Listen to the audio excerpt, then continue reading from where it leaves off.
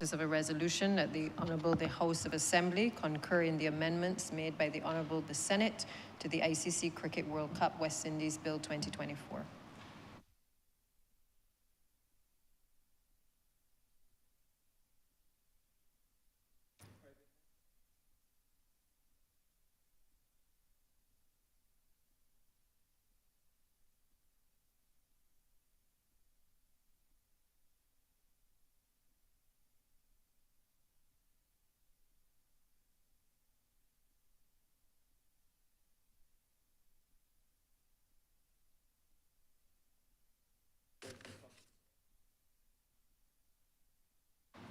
Madam Deputy Speaker, I beg to move the suspension of Standing Orders 6, 16, 18, 20, 42 subsection 5, 43 and 44 for the remainder of the day's sitting.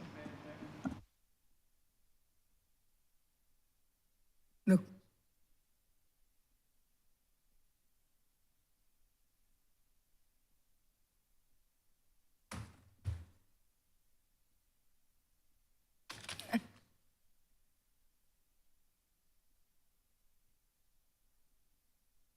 That those standing orders so mentioned be suspended for the remainder of the day's sitting. The honourable members in favor, please say aye. Those against, please say no. Methinks the ayes have it.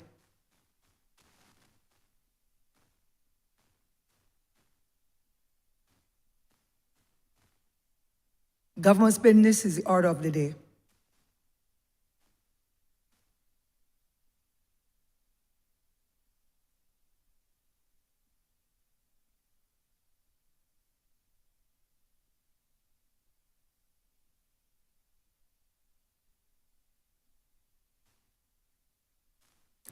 Honourable Member for Christchurch East Central.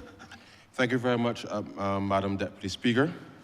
With your permission, ma'am, I wish to move that order number 8 be read as a cognate debate, as both bills are inextricably linked. Question is that order number 8 be read as a cognate debate. Honourable members in favor, please say aye. Those against, please say no. Methinks the ayes have it. Order number 8 is now order of the day. Madam Deputy Speaker, it is not surprising that Barbados's economic success has been linked inextricably with its political stability. And as I come to conduct this debate this morning, it is against the backdrop that this country, being small, requires us to be absolutely focused, Madam Deputy Speaker, on how we conduct ourselves as parliamentarians, how we as political parties, Madam Deputy Speaker, project confidence in relation to what happens not just in Barbados, but certainly what happens outside of Barbados, and how we are capable of managing that. And I'm proud to stand here this morning to say to you, and through you, Madam Deputy Speaker, to the rest of the country, that the Barbados Labour Party continues to provide global leadership, regional leadership, as well as local leadership in relation to stabilizing our fiscal circumstance, Madam Deputy Speaker, but equally ensuring that we create an atmosphere that is conducive for inclusive growth, which is what we have committed ourselves to doing. And therefore, political stability, sir, sorry, ma'am, political stability, my apologies, Yes, sir. is at the center of what we do and how it impacts the lives of our citizens. And therefore, it is not surprising that the record of the Barbados Labour Party in managing the economic affairs of this country has been rooted in fundamentally being a stable political institution, because the importance of us getting it right, Madam Deputy Speaker, makes a significant difference to the conduct of business in Barbados by locals, as well as those who come to invest from abroad. And therefore, it is against that backdrop that this corporation top-up tax bill I present this morning, along with the income tax amendments, has to be framed, Madam Deputy Speaker, in the context that Barbados absolutely deserves the right leadership to continue the recovery based on what we observed over the last decade, Madam Deputy Speaker. And therefore, let us not be fooled. The Barbados Economic Recovery and Transformation Program that we set about in 2018 continues in spite of the significant damage caused by the last administration, not just to the reputation of this country, but equally to the fiscal and the normative circumstance that people expected to have from a government providing stability in the first instance and relative certainty, given that Barbados is a small, open economy navigating what is a complex global environment. Now, Madam Deputy Speaker, Barbadians would be reminded that almost every budget, they will be treated to some increase in tax by the last administration. And over the course of the last 6 years, we have sought to create an environment, Madam Deputy Speaker, that is as stable as possible, that will allow for domestic investment as well as foreign investment, such that we're able to open up and unlock opportunities for broad investment in mobilizing resources domestically as well as across the region to be able to ensure that Barbados can recover, and it can recover in an inclusive manner. And the pieces of legislation that are here before the Chamber this morning, Madam Deputy Speaker, are aligned with respect to what we are trying to achieve in terms of being able to utilize regulations which are agreed at a global level to be able to reposition Barbados for growth, inclusive growth, but equally to be able to build resilience as we seek to achieve not just the SDGs by 2030, but also to achieve climate resilience in so doing. And it is important to recognize that as we seek to do the traditional sources of financing, that we must be capable of using the tax system to unlock areas of investment that are strategically aligned with the national objectives, particularly as it relates to building capacity for growth and to allow our citizens to be able to invest in order to be a part of the recovery, and therefore being able to ensure that households and communities, Madam Deputy Speaker, are sufficiently resilient such that, as we all know, when the world becomes a little more uncertain, that we will be able to have built sufficient capacity and buffers to help shield fully the cushion of those impacts which we know have been coming very fast and very furious. And therefore, these objectives are critical, and it requires absolute focus on the part of the government and all of the stakeholders to ensure that we do not get distracted, Madam Deputy Speaker, between who is the leader or who wants to be the leader, because at the end of the day, Madam Deputy Speaker, the government and the people of this country requires absolute focus on the very things that matter in the lives of ordinary Barbadians.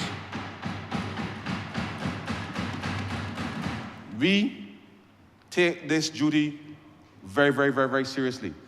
And we have engaged in what might be a marathon, if you like, Madam Deputy Speaker, in consultations not just with domestic businesses, taxpayers. We've also engaged at the multilateral level within the context of the FATF, which the Honourable Attorney General, you heard the Prime Minister allude to in the budget, of working through systematically with the team that he assembled to address those 53 things that we found upon assuming office that had Barbados on the blacklist for not being compliant on a range of matters that impacted our ability to do business. We also, Madam Deputy Speaker, had to address in a frontal way the fact that in addition to those supposed deficiencies, the country's reputation had been downgraded 23 times because we were perceived, Madam Deputy Speaker, to not be worthy of being able to borrow on the international market or from anybody, for that matter, unless we had to pay significant costs. Equally, Madam Deputy Speaker, within the OECD framework, there were issues with which our systems were not aligned with what was required of us, and this government set about in the last 6 years to equally also address those issues within the context of the European Union and those areas. We did a similar exercise, Madam Deputy Speaker, to ensure that we in government, along with the stakeholders in the private sector, and I want to thank them for the very long hours of engagement that certainly has led us to this stage, where we've had to ensure that the practitioners in the space fully appreciate, as well as the businesses fully appreciate, that the government is taking these matters very seriously, and that between the Central Bank of Barbados, the Financial Services Commission, the Barbados Revenue Authority, CAIPO as a regulatory agency, Madam Deputy Speaker, the Financial Intelligence Unit, the Anti-Money Laundering Unit, and a range of other supporting departments, that we've created now a system that allows the country to be able to be much more nimble in relation to not just how we exchange information, but to ensure that over the course of the last 6 years, we've done all of the legislative adjustments. We've put the necessary systems in place, Madam Deputy Speaker, so that Barbados' reputation will not be sullied simply because we do not have the ability to respond in time, or that we are not capable of providing the necessary analysis or analyses in order to ensure that our reputation is sound. And this is part of that framework, Madam Deputy Speaker, because when we converged our tax system in 2018, and you would recall, Madam Deputy Speaker, that the former member for St. Michael North came to this Parliament with about, I think it was about 14 pieces of legislation in December of 2018. It was as a result of the previous administration agreeing to dismantle the corporate tax structure without really telling anybody or putting any mechanism in place to respond. And therefore, assuming office, we had to move very quickly and urgently to be able to see where we would land Barbados, given that we had just entered a program which was supported by the International Monetary Fund in order to repair the reputation of Barbados, and therefore we had to reform the tax system then. And I say that against the context that ordinarily we would not take such drastic measures in the way that we did, but given the commitment of the previous administration, we had no choice but to be able to move to a direction where we converge all of the tax rates in order to ensure that we created a platform in relation to creating a relatively stable environment. Since then, as you may be aware, Madam Deputy Speaker, the world has agreed that as it relates to firms operating globally, multinational enterprises, who earn more than 750 million euros, or approximately 850 million US dollars, Madam Deputy Speaker, that there should be a global minimum tax that all of these entities pay, irrespective of where they operate. And Barbados is a part of that framework in relation to ensuring that these entities all pay their fair share of taxes. Now, bear in mind, Madam Deputy Speaker, that when we had our corporation tax rates at around 25% or 30%, we had a range of allowances just like in most jurisdictions across the world now, who will say that they have similar tax rates, the number of loopholes, Madam Deputy Speaker, that allows entities to be able to offset the tax that they pay are so large, that it effectively makes the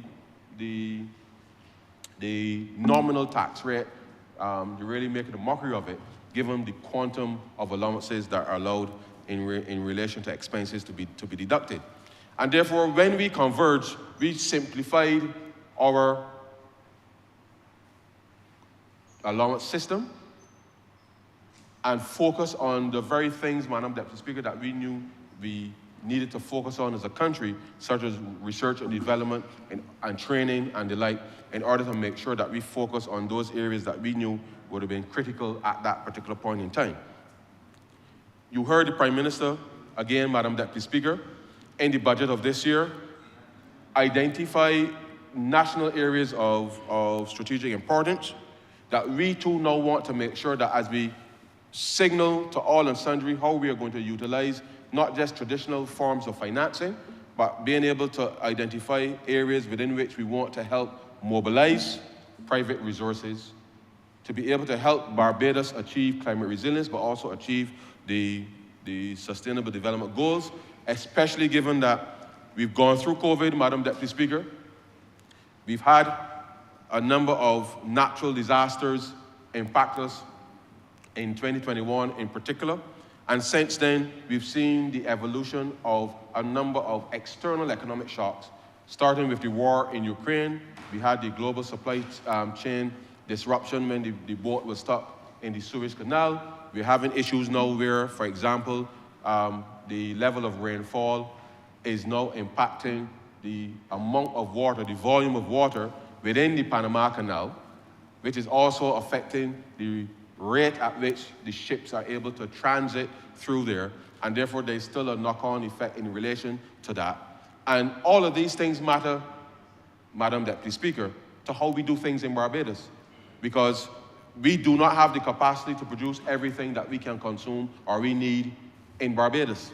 And therefore, as a result, it requires us to be able to import, and therefore the kind of lifestyle that we as Barbadians have become accustomed to has to be predicated on how do we create an enabling environment, not just for inward investment and domestic investment, Madam Deputy Speaker, but investment that is geared towards earning foreign exchange in order to ensure that we have the capacity or the buffer such that when things happen internationally, that we can absorb some of those shocks as best we can, whilst being able to mitigate by being able to boost domestic production of things in strategic areas that will allow us to be able to help substitute some of that foreign exchange in order to make sure that we have a stable environment. And therefore, the reforms that we've undertaken broadly, Madam Deputy Speaker, continues to, I think, put Barbados in a position whereby, not just from a confidence perspective in terms of the domestic space, but we are seeing renewed interest in people wanting to not just invest in Barbados, but work alongside Barbadians to be able to see how we can connect and ensure that we get similar levels of rates of return for the high level of savings that we have within the domestic space.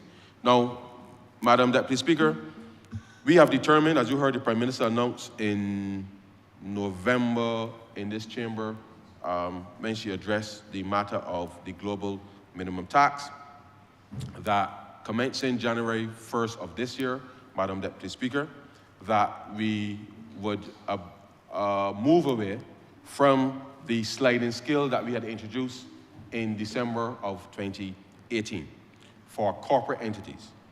And to the extent that we would now have within the domestic space a tax rate of 9% for all businesses operating in Barbados from January 1st of 2024. We also identified then, Madam Deputy Speaker, that for small businesses registered under the Small Business Development Act. So let me just make sure that people understand that. For small businesses registered under the Small Business Development Act, that their tax rate will be 5.5%. But all other businesses, if you're not a registered small business, the domestic rate will now be 9%. And therefore, in order for us to make sure then that we are consistent with the application of the global minimum tax rules, the GLOBE rules as they're called, Madam Deputy Speaker, this bill this morning is seeking to ensure that Barbados signals to all and sundry that the top-up tax between the 9 and the 15%, Madam Deputy Speaker, for those companies, and they declare for those companies above that threshold of 750 million euros or 850 million US dollars, depending on where the exchange rate is at any given point in time. That is the threshold, Madam Deputy Speaker, for those companies that will be impacted. Now, here's the thing, Madam Deputy Speaker. The companies either pay the tax in Barbados or they will pay the tax in the jurisdiction for which they are domiciled.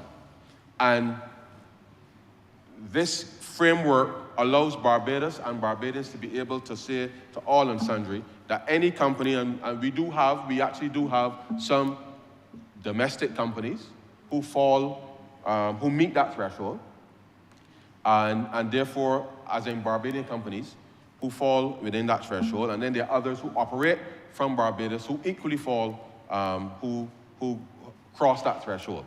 And therefore, in order for Barbados to defend its own reputation, Madam Deputy Speaker, and so that when we are peer-reviewed, this framework allows us, and certainly allows the Barbados Revenue Authority as the competent authority, the entity that exchanges information with other tax authorities across the world, so that if a country isn't sure, Madam Deputy Speaker, that your business isn't paying the appropriate amount of tax, they can inquire from the Barbados Revenue Authority as to your operations in Barbados and globally to ensure that the level of taxes that you are paying, not just in Barbados but in other jurisdictions, is commensurate with that ideal of ensuring that those large multinational enterprises, that they pay their fair share of tax globally.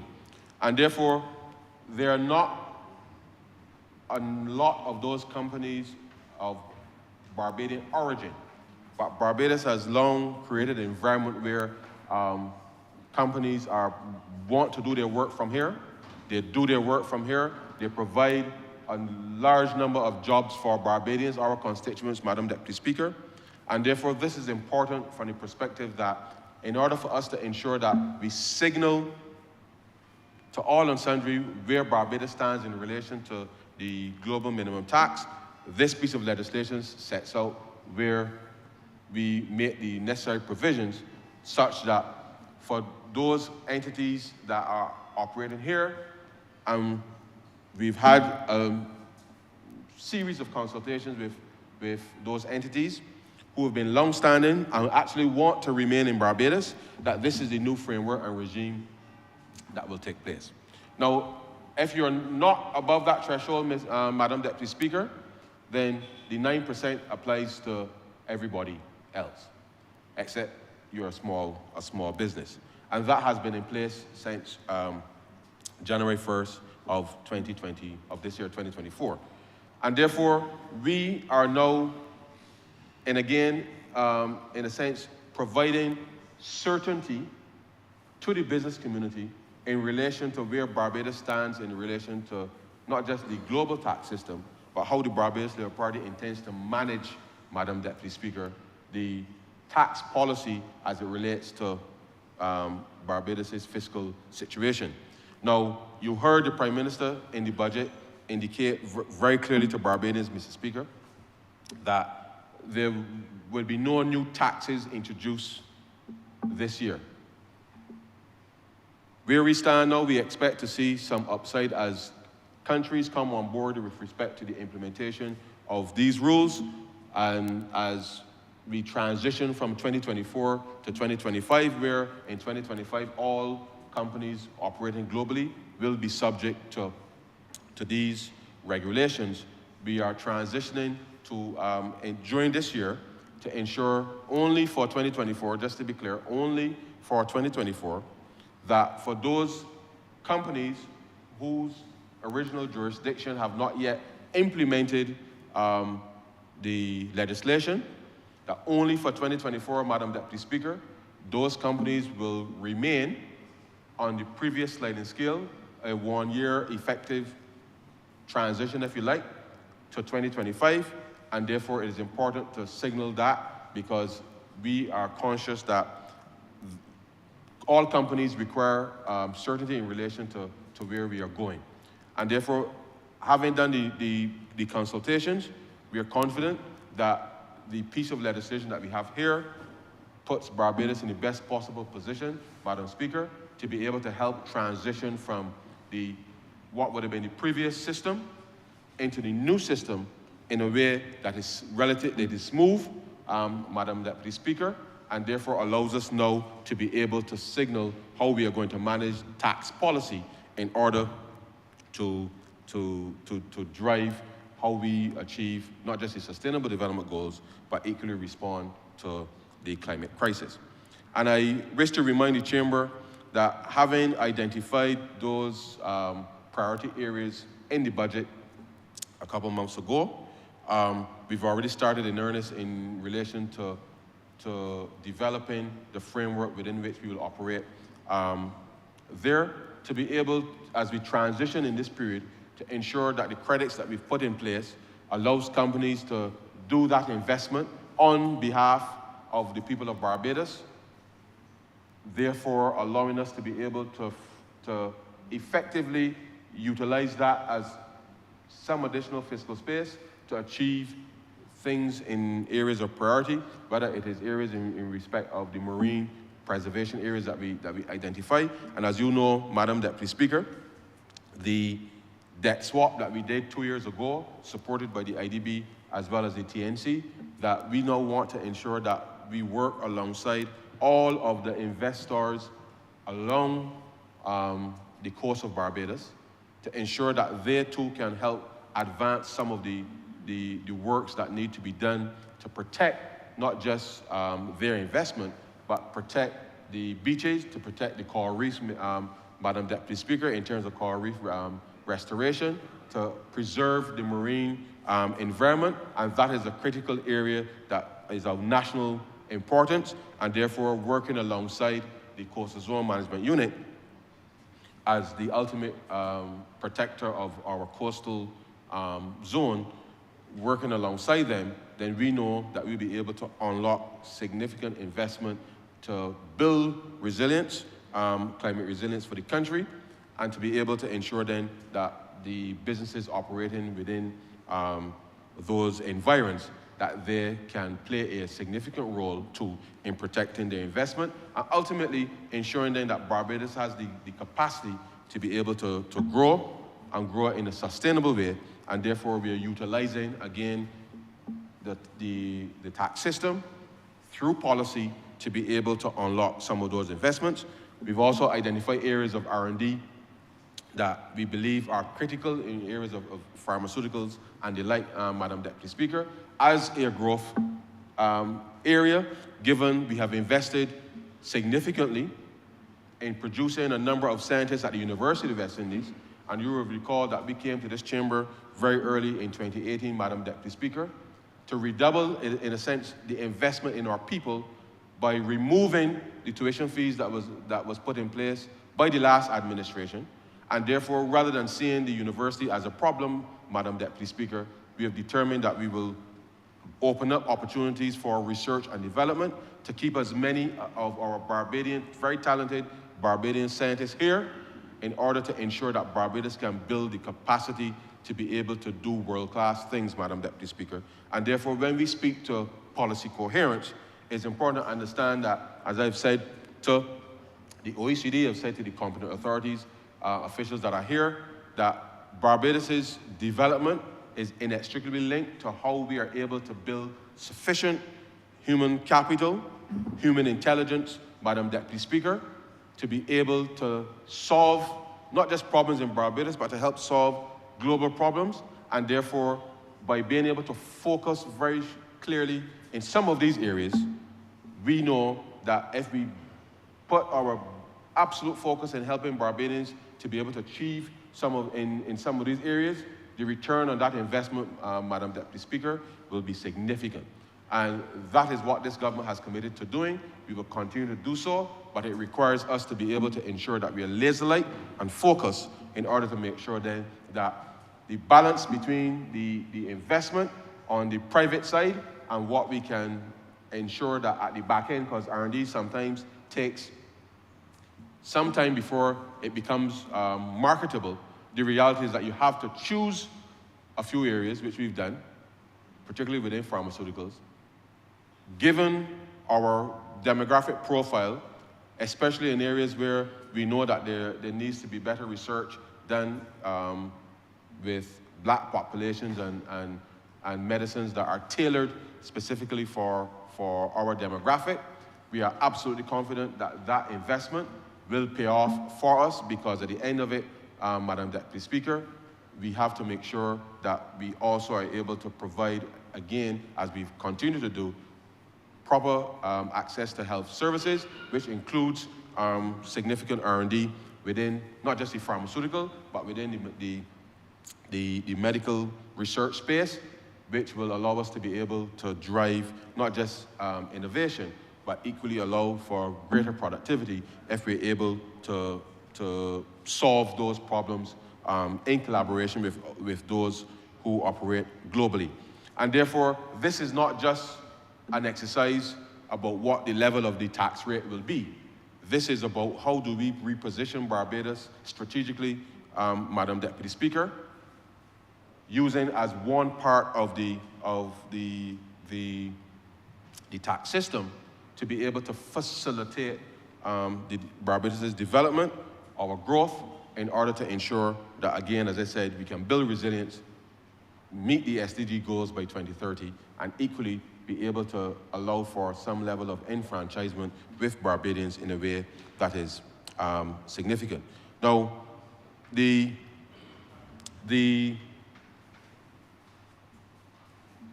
result of all of this, Madam Deputy Speaker, is that we want to see more companies operating in Barbados. We want to see more companies growing, and effectively, the environment that we are trying to create here, Madam Deputy Speaker, is really to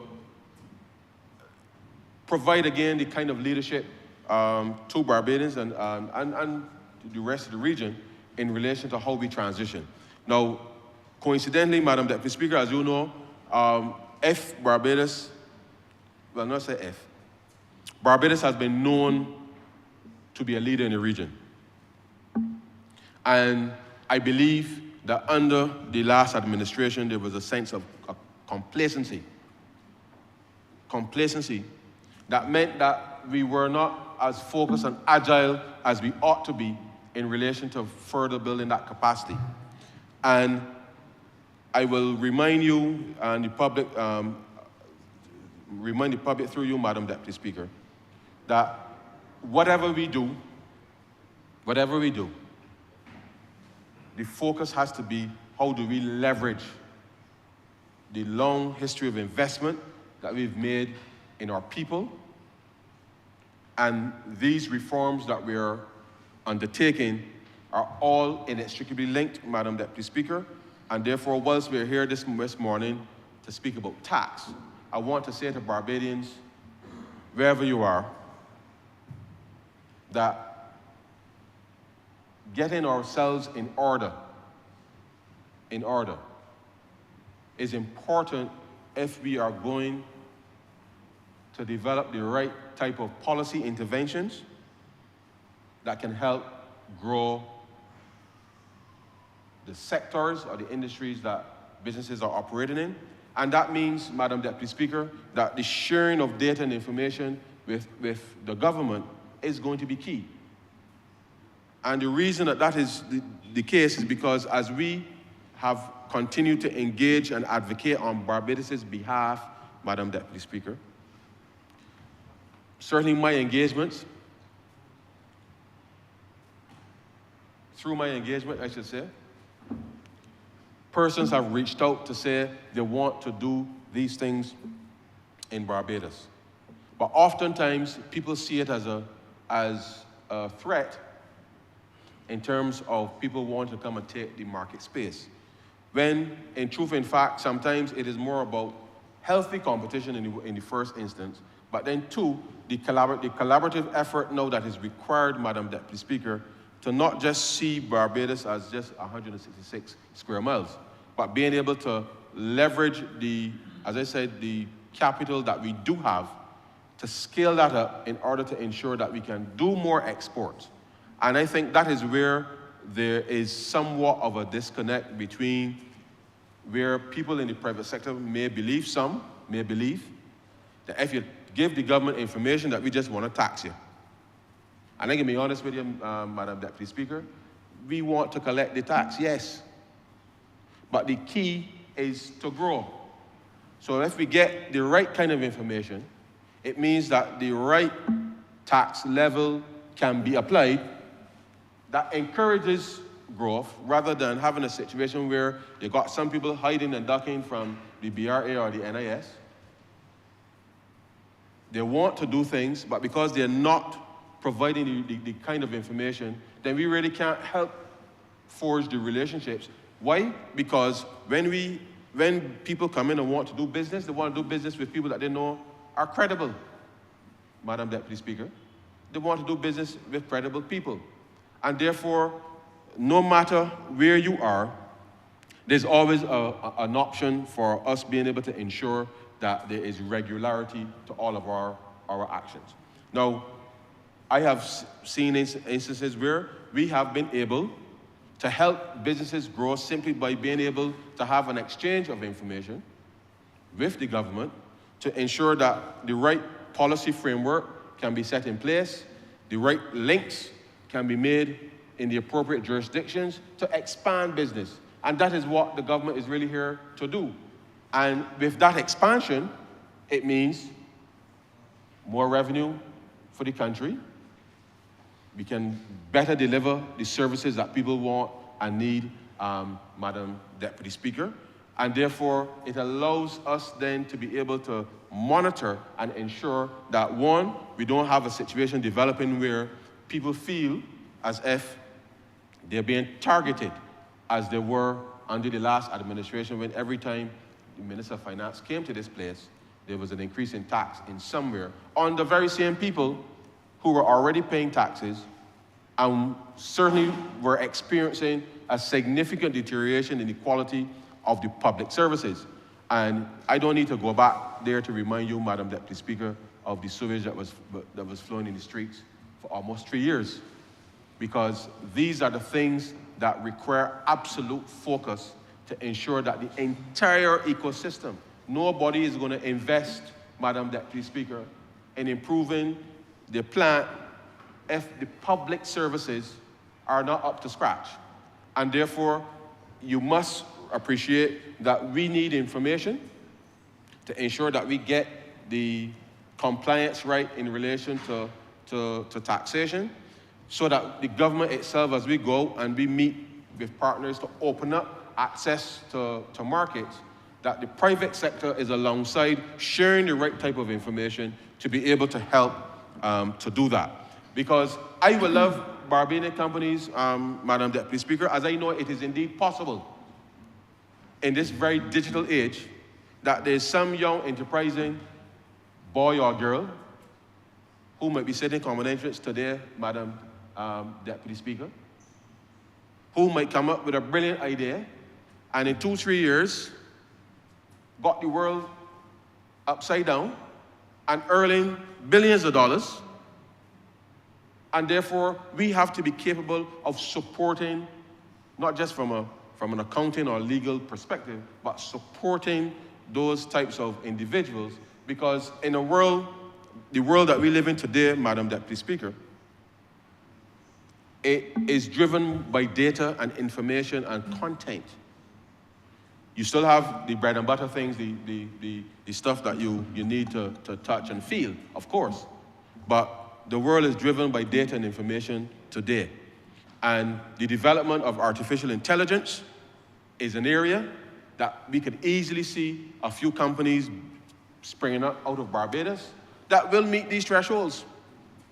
And therefore, our investment in our developing our capacity at the Revenue Authority and the other regulatory agencies to support such an endeavor is going to be important if any of those young people find themselves in a situation where they need to be able to get good policy advice in terms of how to pursue in order to protect their own investment and how we all may be able to invest in that particular space. And therefore, these two pieces of legislation here today, Madam Deputy Speaker, I believe are fundamentally important to how we can reposition Barbados for the future.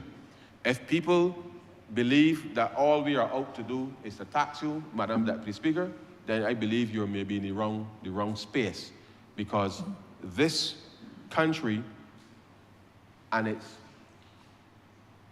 standard of living, I probably should say standards of living, because I know Barbadians know full well the standard of living that they experience under the Barbados Labour Party. And I know all too well that they remember fully the standard that they were living under the Democratic Labour Party. And therefore, it is important to appreciate that the investment that is required to ensure that you lift the standard, not lower it, lift the standard, means that each of us got to get up every day, Madam Deputy Speaker. If you're in the public service, what have you done today, or what will you do today that will help somebody grow their business today and tomorrow? And if you're in the private sector, Madam Deputy Speaker, what are you doing today to ensure that your company can grow and get to a point where you're exporting and earning foreign exchange? If those are not the things that you're thinking about, then it means you're likely not to be as successful as you think you may be. The world is moving along, Madam Deputy Speaker. It means that all of us have to adapt and adopt to changing standards. And by the same token, we in the government, in surveilling the environment, we too, anchored in our Barbados economic recovery and transformation, recognize that there are opportunities where you can take advantage of. But the only way you can do that is if there is a collaborative approach between the private sector and the government, being able to share accurate and credible information to be able to connect and mobilize investment in order for us to be able to do that. And I say so because I know, Madam Deputy Speaker, having established the Office of the African Exempt Bank here in Barbados, I know the Minister of Agriculture and the member for St. Philip North is working to establish the food terminal with, which will help Barbados and the region, working with Guyana and Suriname to be able to reduce our imports, our food imports by 25% by 2025, is in train, will require private investment facilitated by government. And therefore, these are areas that we believe the type of financing and arrangements and the collaboration within the local as well as the regional private sector will be important. Barbados is positioning itself to be a logistics hub, and that too will form part of how we are able to build out a different ecosystem in Barbados. Madam Deputy Speaker, since the pandemic, we've almost seen an explosion in logistics activities. And it has not abated in spite of the fact that people are traveling again. And I believe we have a genuine opportunity as we look forward to welcoming Barbadians from abroad next year as we mark today being May 7th, I believe, in a week's time, if my memory serves me correctly, is when the British would have landed here in 1625. So as we mark the 400th year of the modern settlement of Barbados, I believe that logistics, moving people, moving packages, moving water, moving information, you name it, moving garbage, people, and the like, logistics is going to become a much more important element for the development of Barbados. And therefore, we have to recognize that the data and the advancements that we've done within the customs to be able to facilitate these things will be new businesses and new areas of businesses that Barbados can get into. And therefore, we have to reposition and ensure that our regulations permit that. And as we have been discussing, certainly within the context of the British Initiative, Madam Deputy Speaker, there have been wide-ranging discussions about how do we facilitate a different regime for international shipping. There will be some further announcements within that particular space, but suffice it to say, logistics will become a critical part of what we do, and we would love to be able to ensure then that there are more entities operating in Barbados to be able to move more global trade between Latin America, between Africa and the like. And in so doing, we are setting up these systems to be able to accommodate what we see as strategic areas for genuine, substantive economic activity out of Barbados, and therefore, again, aligning the legislative framework with what we perceive to be substantive business being able to be done out of Barbados. By the same token, we've already signaled that we want to increase our rum exports, Madam Deputy Speaker, from just north of 100 million US to $1 billion US, Madam Deputy Speaker, by 2030. The logistics around that, as well as the impact with respect to the revenues for the entities operating out of Barbados, will be significant. And therefore, we are priming ourselves to make sure that we have the necessary framework to be able to say to the rest of the world, this is the substantive business that's being done in Barbados, so that when we self-certify that Barbados is compliant because we have these activities happening in Barbados, that our reputation, Mr. Speaker, unless it is a wicked and vindictive thing being done by somebody out there, we would be able to say we have provided all of the necessary technical information.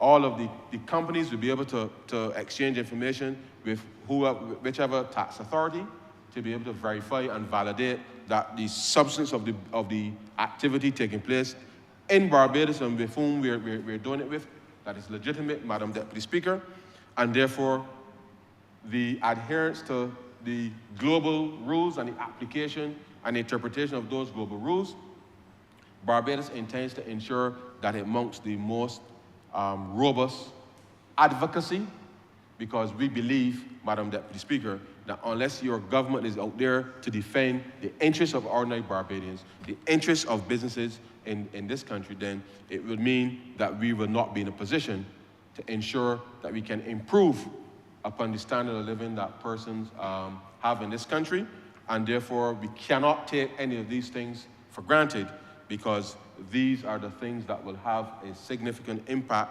on any government's ability to be able to help ensure that we can provide a high quality of public goods and public services without necessarily having to directly move to taxing people in the way that was done under the previous administration.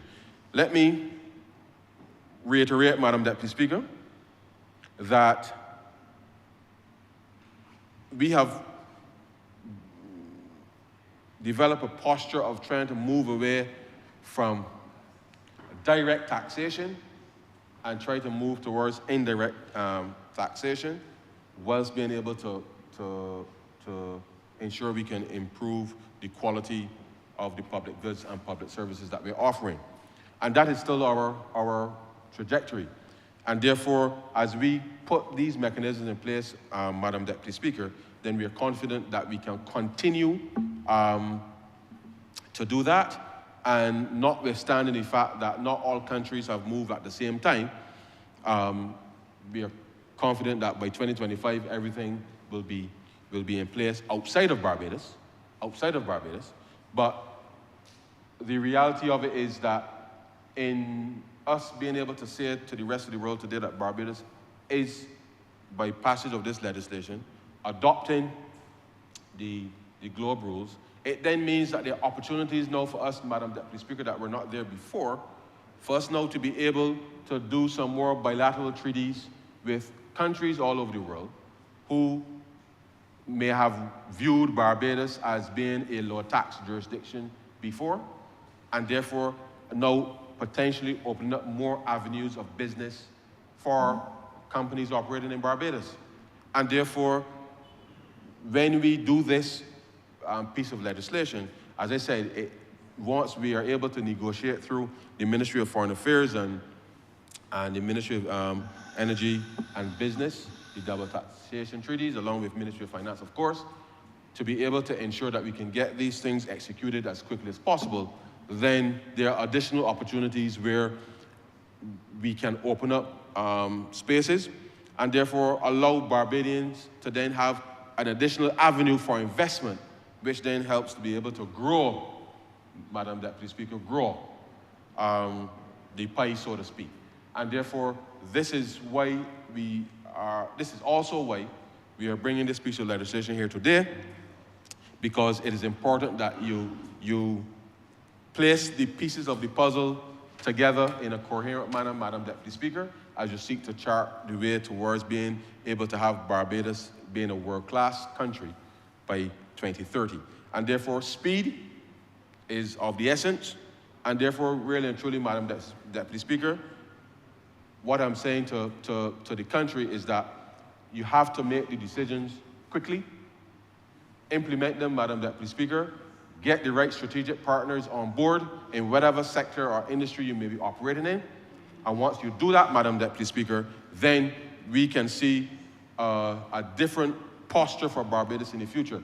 Now, that will help Barbados to be able to withstand, as much as it can, a lot of the global uncertainties that seem to be presenting themselves almost on a daily basis today. And whilst the government cannot shield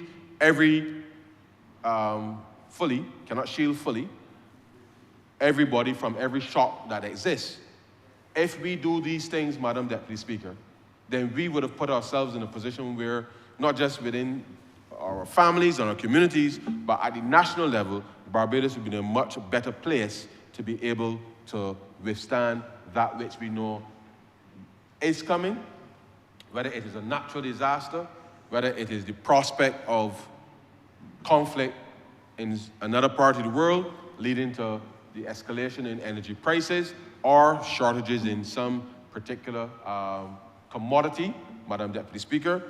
Come what may, Barbados must always be in a position, Madam Deputy Speaker, to be able to not just survive, but we must be able to thrive, Madam Deputy Speaker. And that is why we must ensure that as we set about the implementation of these relatively,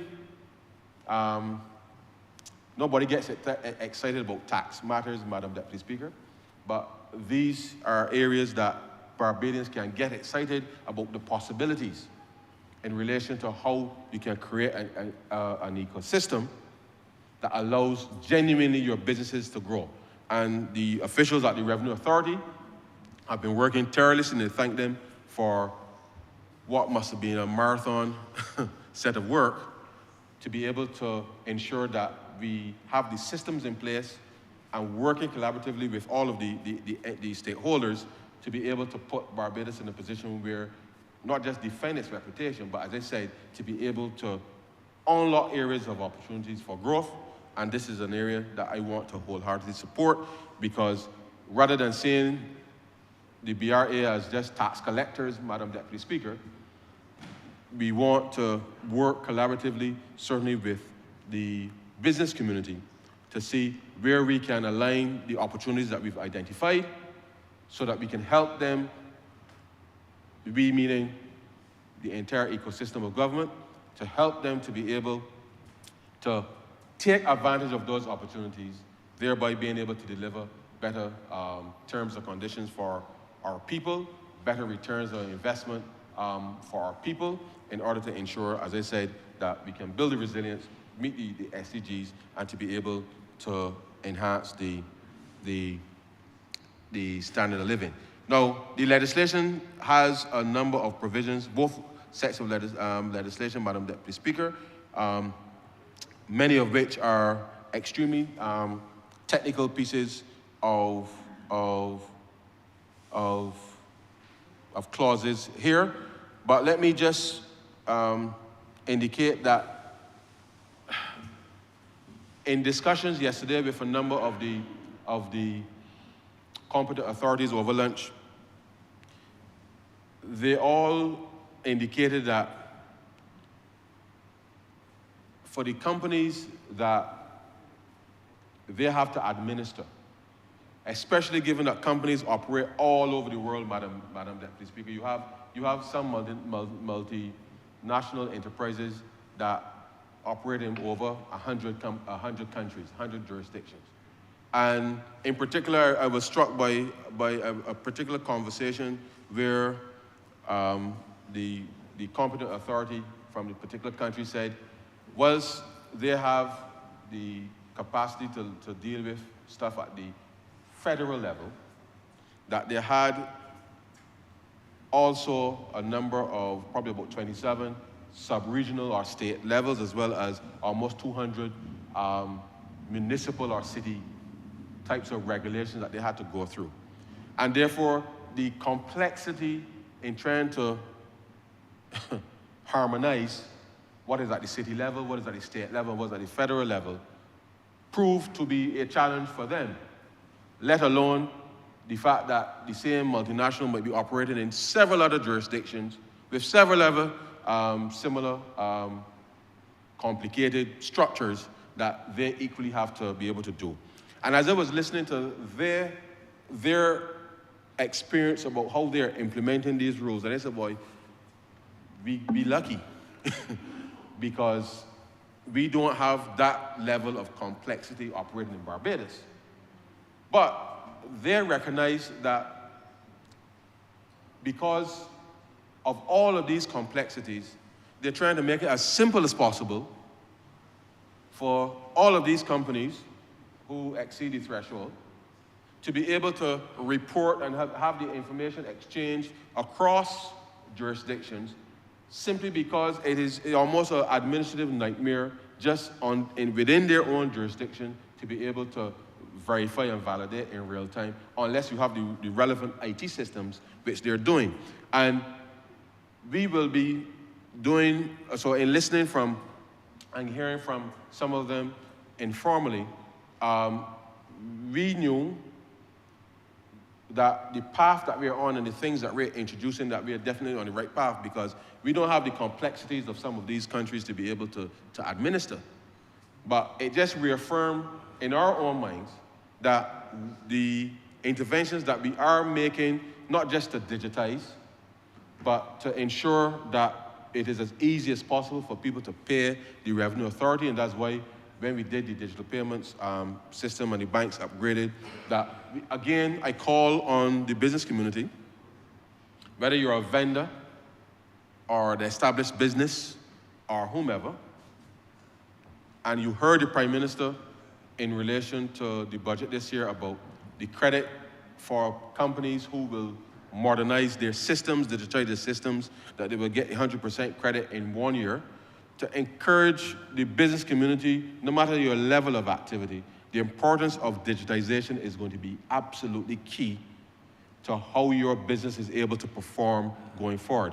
Because that digitization effort, especially if you're a small business, Madam Deputy Speaker, will unlock access to finance issues that have been persisting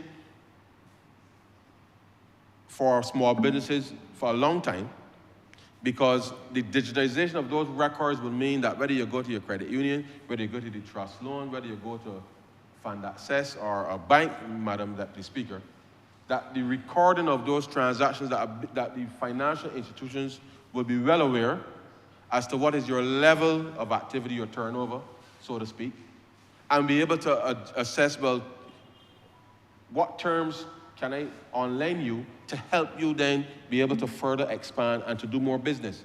Because once the financial institutions are aware as to the level of activity you're undertaking, Madam Deputy Speaker, then adopting those interventions helps your business to grow, because you have the oxygen, so to speak, the financing to be able to do your expansion without having to utilize all of your own resources and take fully those risks. But the reality is that you have to make those decisions, Madam Deputy Speaker, so that not just from an administrative perspective as it relates to tax, but in relation to genuinely wanting to expand your business. And I know that the Ministry of Innovation, Science and Smart Technology through Export Barbados have worked really hard to be able to introduce the Food Science Center at Newton, Madam Deputy Speaker, which means that any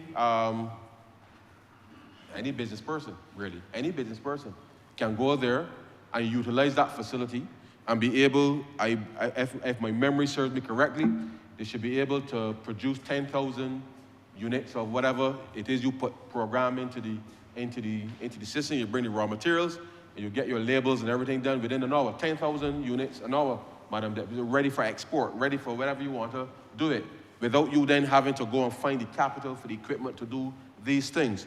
And therefore, the government has invested strategically in areas to help people, but people now have to help themselves by being able to digitize.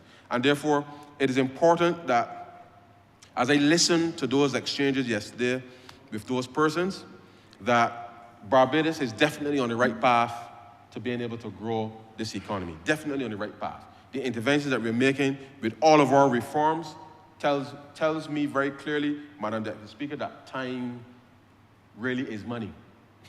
Time really is money. The sooner you do these interventions, the sooner you have access to financing. It means then you're able to be in a better position to actually seize the opportunities that present themselves. So when we pass this legislation and we negotiate these additional double taxation treaties, Madam Deputy Speaker, and we go and say to the private sector, here, look, these are the areas of opportunity now that, not just from a tax perspective, but there are opportunities now for you to be able to get a foot in to a particular space. We now must be prepared mentally, Madam Deputy Speaker, to be able to go and seal the deal. The government will help, but the private sector now must be able to go and seal the deal to make sure that the opportunities don't go a-begging, and the others who have Barbados in their sights. And I don't mean that in a negative way, Madam Deputy Speaker, because Barbados has long been seen as a beacon in the region, and people gauge their own performance against Barbados, and therefore people who we may perceive to have been behind us before, Madam Deputy Speaker, they are taking advantage of these opportunities to ensure that they can catch Barbados. And there's nothing wrong with catching Barbados, Mr. Speaker, but we got to make sure we keep running too. And therefore, Barbados and Barbadians now must make sure that as we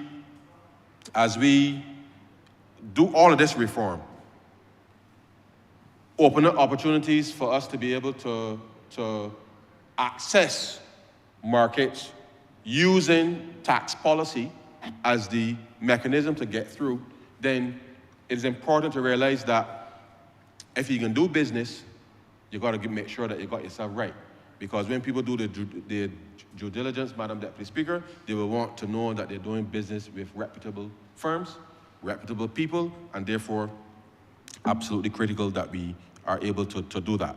So the simplicity of these filing obligations, I'm not a tax practitioner at all, Madam Deputy Speaker, but we've tried to make sure that we have as simple a process as possible But it means rigorously looking at your data and making sure that, because it is as simple as you have yourself organized. That's as simple as I could put it, Madam Deputy Speaker. If you have your data organized, you're on top of your business and you know what you're doing, it means that you can get real-time reports, daily reports, weekly reports, monthly reports, and therefore making it easy to be able to account for the tax that you want to be able to assign to Barbados and elsewhere, and therefore, but these are large companies already with significant systems, as well as supporting professionals to be able to so do.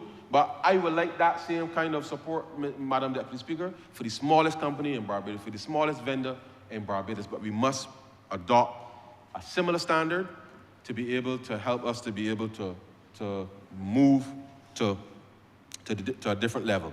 And therefore, this domestic minimum top-up tax that we're speaking about today, I believe, is a model that all businesses really should aspire to, because it would mean that if we can move as many businesses over that threshold because of strategic and smart investments, Madam Deputy Speaker, then not just that Barbados will do well, not just that Barbados will do well, but it would mean that we will be creating genuine intergenerational wealth, Madam Deputy Speaker, because for too long, we've had a number of black-owned businesses, to be quite blunt, Madam Deputy Speaker, that had the potential for growth, but lack of succession planning and the like, Madam Deputy Speaker, and a range of other things has meant that they've not been able to move from being good companies to large companies, and being able then to sustain and create that generational wealth. And I think this new type of system can create an opportunity. It's only an opportunity, Madam Deputy Speaker, but we must be aggressive enough to want to make it happen. And it means opening up and giving data that we too in government will provide additional intelligence back to the market, so that people can make those strategic decisions in relation to where they will go. Now, on the income tax side, Madam Deputy Speaker, you would recall that we are also reintroducing the mechanism for group relief for losses over $100 million. Those are part of the amendments here. In relation to the research and development credit, that too is reintroduced in order for us to be able to ensure that we focus on those strategic areas that we have identified, in order to make sure that we are aligned with the national priorities. On the jobs credit, I just want to, for the record of the House, because the Prime Minister had indicated in her statement some levels, we've gone back and made some adjustments with respect to the jobs credit. So permit me just to read that specific section, Madam Deputy Speaker, just for the record of the Chamber. And that will be on page 23 of the income tax bill here, 65H, job credit, and it says, with effect from income year 2024, a jobs credit may be claimed by an eligible company at the credit amount specified in subsection 2 that incurs eligible payroll expenditure after January 1st, after 1st January 2024, where that company engages the number of employees specified in subsection 2. And it says, pursuant to subsection 1, the number of employees and the jobs credit amount is set out as follows. A, for up to 50 employees, a credit equal to 25% of eligible payroll expenditure.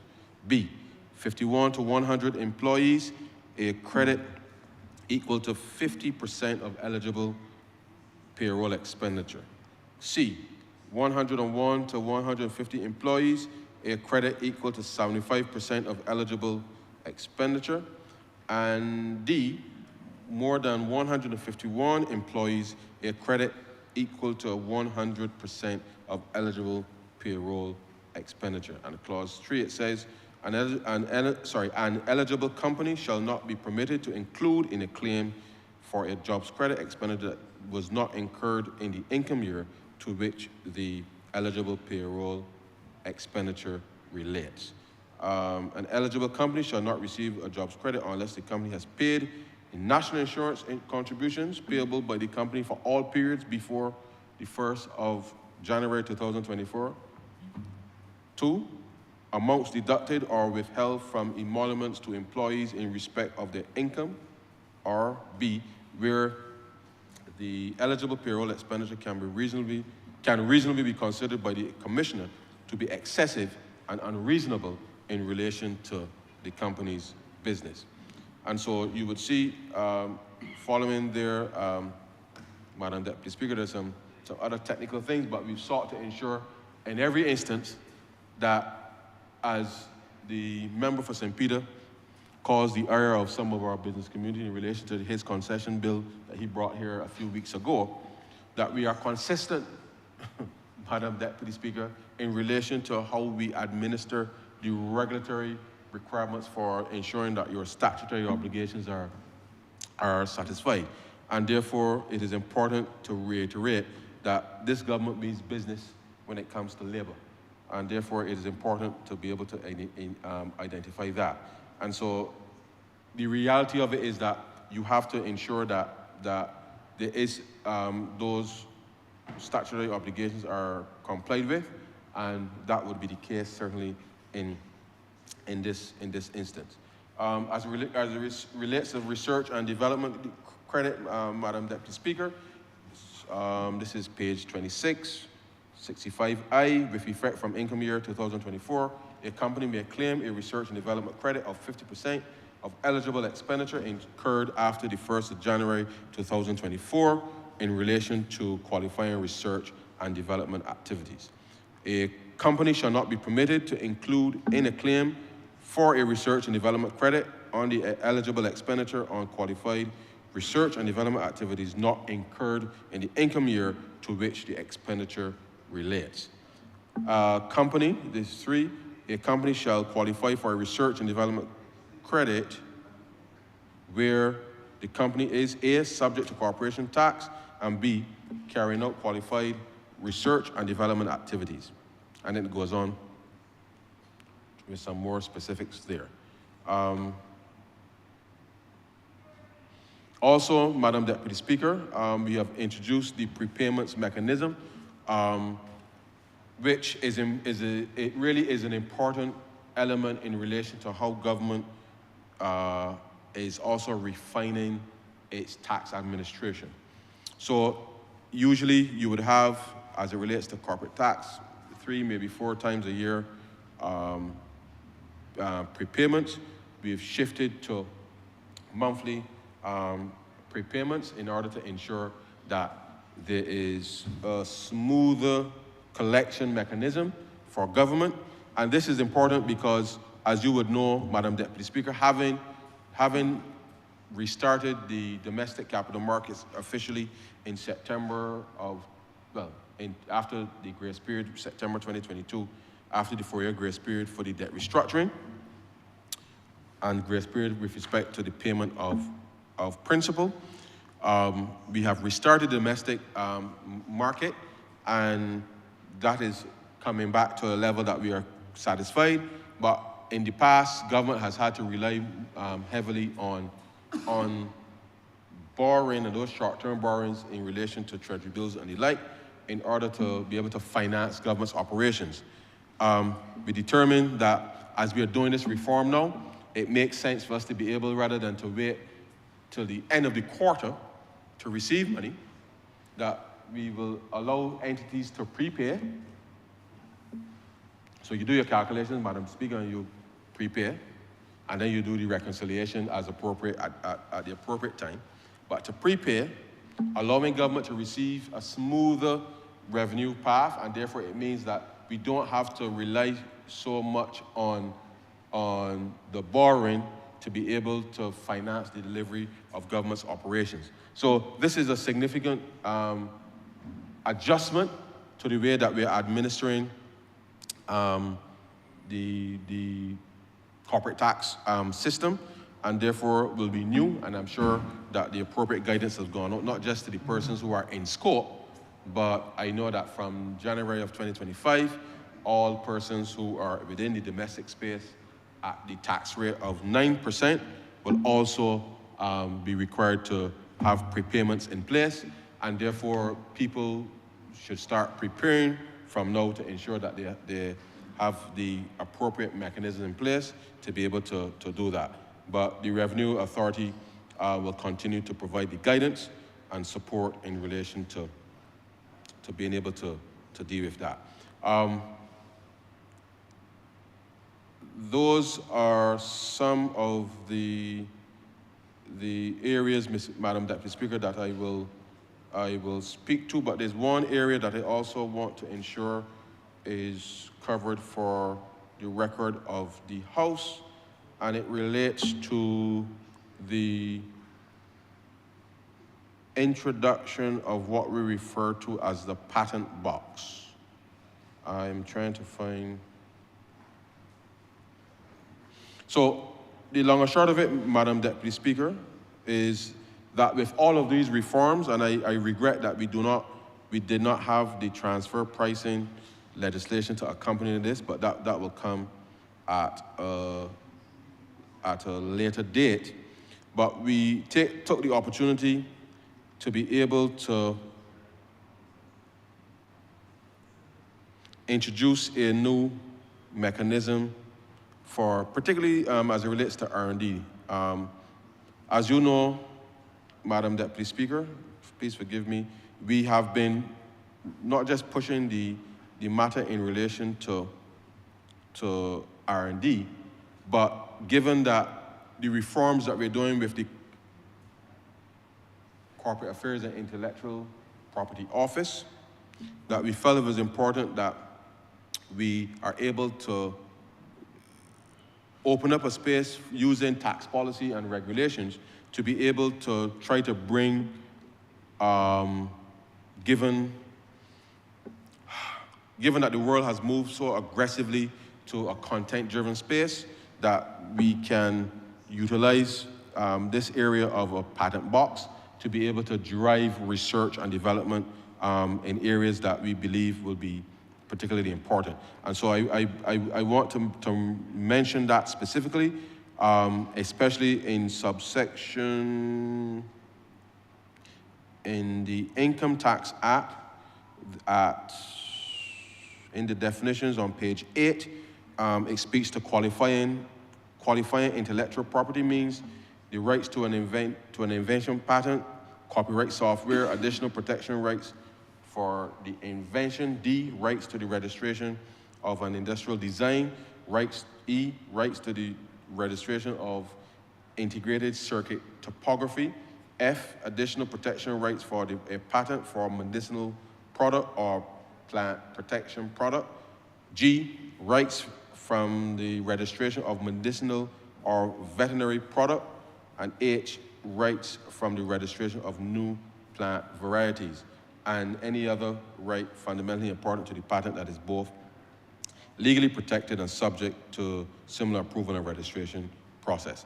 Now, why is this important, Madam Deputy Speaker? As you know, Barbados has a long history, especially in agriculture, with the cane breeding station and those things. And therefore, notwithstanding that history, we need to make sure that we create a framework within which to be able to attract the development of local business, but also others to come to Barbados to do some of that research, to be able to open up a new space in relation to patents and innovation.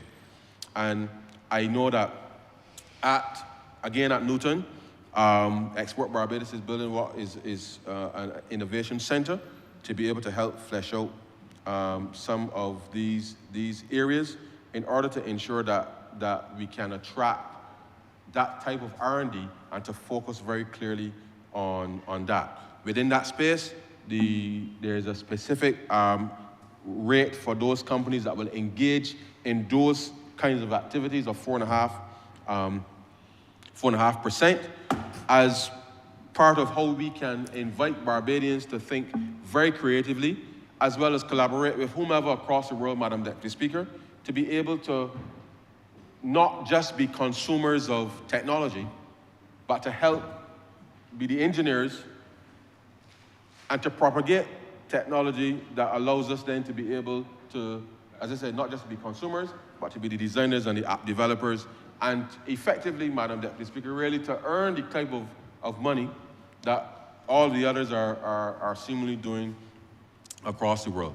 Now, as you know full well, there's the battle in the AI space is intense, and it's very intense, Madam Deputy Speaker. You're seeing bans of certain technologies in certain jurisdictions and all sorts of things.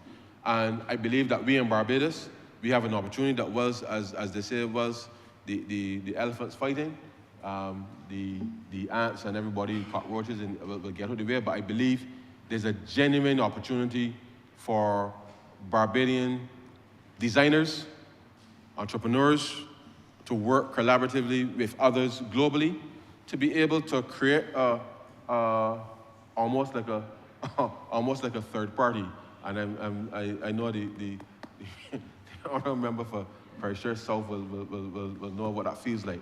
But seriously, there are opportunities within this space, Madam Deputy Speaker, that I genuinely believe that Barbadians working collaboratively with others can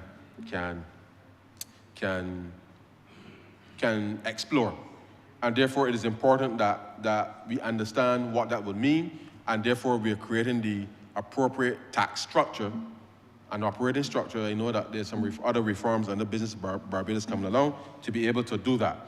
And I say that because the qualifying expenditures essentially means expenditures incurred to fund the activities to develop, enhance, protect, maintain, and exploit qualifying intellectual property that are carried out by a company outsourced to any person in Barbados or outsourced to persons outside Barbados that is not a related party and does not include interest payments, building costs, acquisition costs, or any costs that could not be directly linked to a specific intellectual property asset.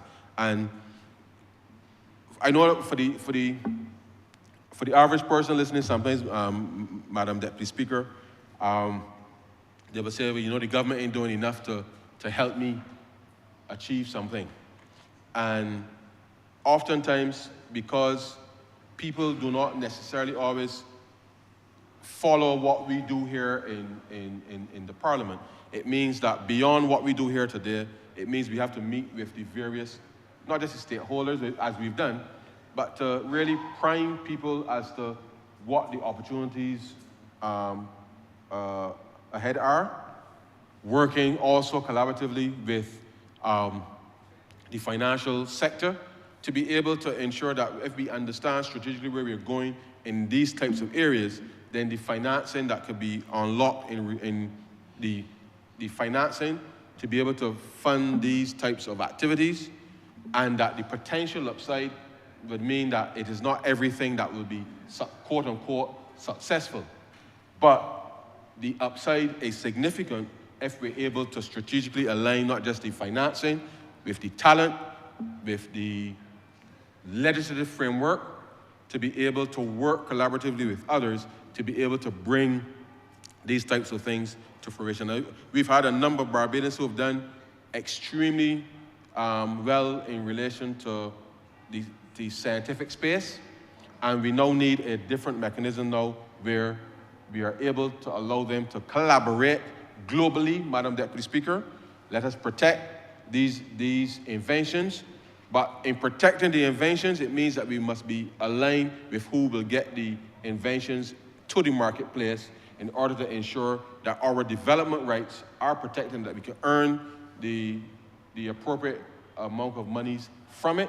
Because with the best will in the world, Madam Deputy Speaker, I can have the most brilliant idea and then protect it and got it in my back pocket, but nobody know nothing about it, Madam Deputy Speaker. And if I don't work with you or anybody else to be able to get it to the market in order for it to be successful, then I really would not have achieved the overarching objective of being able to get this stuff to market. So the protection is important, but equally who you collaborate with to be able to ensure that not just your rights are protected, but as the product or service or whatever it is gets into the marketplace, that the right business minds and the ecosystem is in place from a tax reporting perspective, but also in terms of the financing and all of that, Madam Deputy Speaker, that we now have to make sure that those things are in place.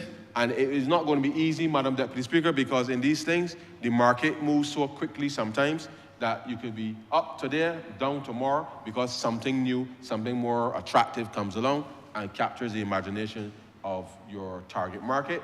And therefore, you must be prepared to accept that when you strike iron, you got to strike it hot, Madam Deputy Speaker, and ensure that you capitalize on all of the investment in as quickly as you can. So that's an important addition to what was announced by the Prime Minister in November in relation to the inclusion of the patent box in order to allow us to be able to drive innovation moving forward. Now, Madam Deputy Speaker, I did not intend to speak so long. I know my colleagues will applaud my brief presentation. but the reality is that we are on a path, I believe, of not just reform, but genuinely, Madam Deputy Speaker, to be able to unlock opportunities for Bajans. Having unlocked said opportunities, Mr. Speaker, it means that when you open the door, people must have the confidence to be able to go through the door, Mr. Speaker, and shake hands with whoever is on the other side of the door in order to make sure that said opportunity is seized, and for us then to be able to continue to work hard in the best interest of Barbados.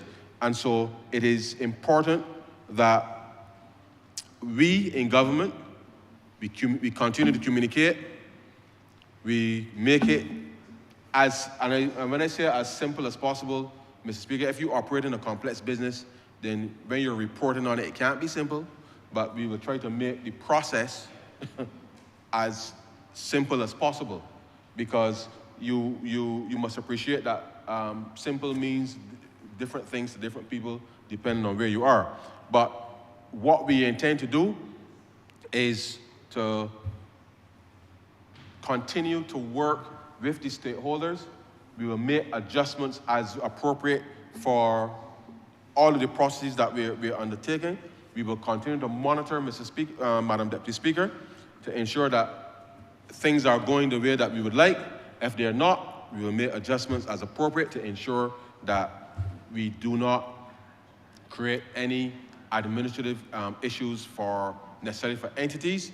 But at the end of the day, Barbados' reputation, Madam Deputy Speaker, in being able to utilize regulations for growth, I think is absolutely paramount. So we are not going to be confusing you just because we want to confuse you. We will confuse you because we want your business to grow. We want you to be able to go and take advantage of the opportunities that we are opening up. By making these amendments, there will be opportunities for other double taxation treaties and access to other places. And therefore, we can tell you, the door open here, it is time to go through, Madam Deputy Speaker. And therefore, that is what we want to be able to as we would say in Bajan parlance, that's what we can be confusing you about, because for too long, I think we have not been as aggressive as we could be.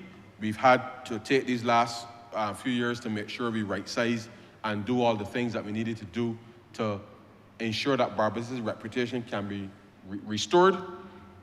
We have done that, and therefore, as we continue to move forward with our exchange of information framework, with our reporting framework under FATF, the FATCA in relation to the UN, and the illicit flows and the like, Madam Deputy Speaker, our systems of collaboration amongst our regulators, we are confident that so long as that synergy continues and that the private sector continues to be able to work with government, then it will no longer be a conversation as to how much tax, it would be how much profits you're able to make, and therefore being able then to deliver a greater rate of return, not just for the companies, but a greater rate of return for ordinary Barbadians that we want to be able to invest in businesses as part of the transition to this period, the transformation, as I said, the transformation, given our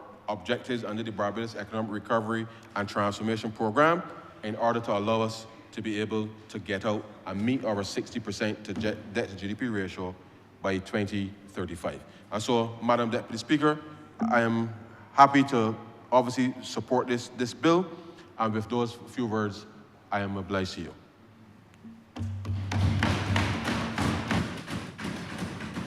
And I beg to move that this bill be read a second time. Honourable Member of the Opposition, Leader of the Opposition. Thank you, Your Honor. Perhaps the most remarkable feature of the Honourable Member's speech this morning is that no one in this chamber listened to him except you and me. On a point of order, Mr. Speaker. Madam Speaker, the Honourable Member is clearly misleading the House. Because not only were members on this side listening, but took copious notes. And I've asked that the Honourable Member withdraw those words because it's obviously misleading the House. Is that a point of order, ma'am? Is that really a point of order? I am saying that you and I listened, ma'am. Honourable Member. I listened and you Point listened. of order again, Madam Deputy Speaker. He said no one listened except. And therefore, the Honourable Member was misleading the House and continues to mislead the House. And I would ask that those words be struck from the record. May I proceed, ma'am? That's not controversial. The Honourable Member. I'm insisting that you were listening, ma'am. I was listening. Thank you very much. And I pray that everyone will listen to you Yes. too, sir. Thank you very much, ma'am. Now,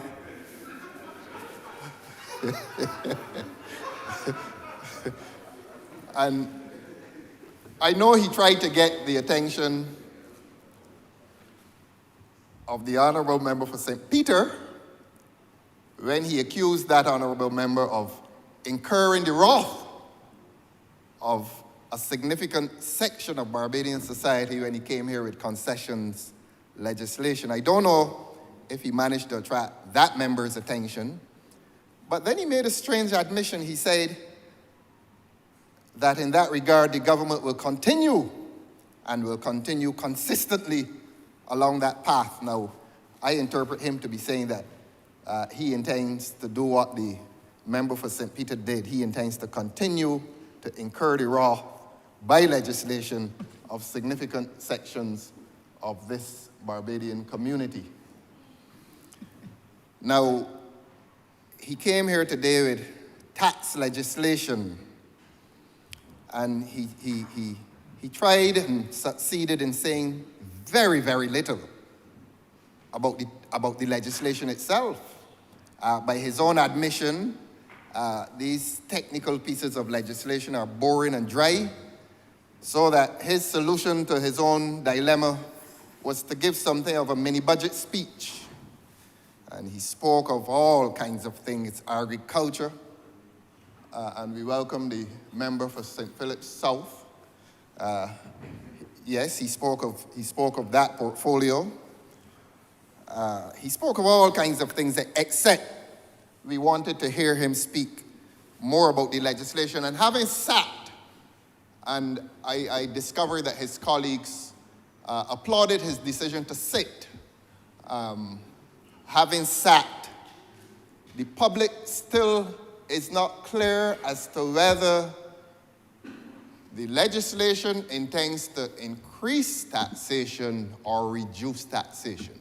If he tells the public that it is technical and it wouldn't attract interest, what the public is interested in knowing,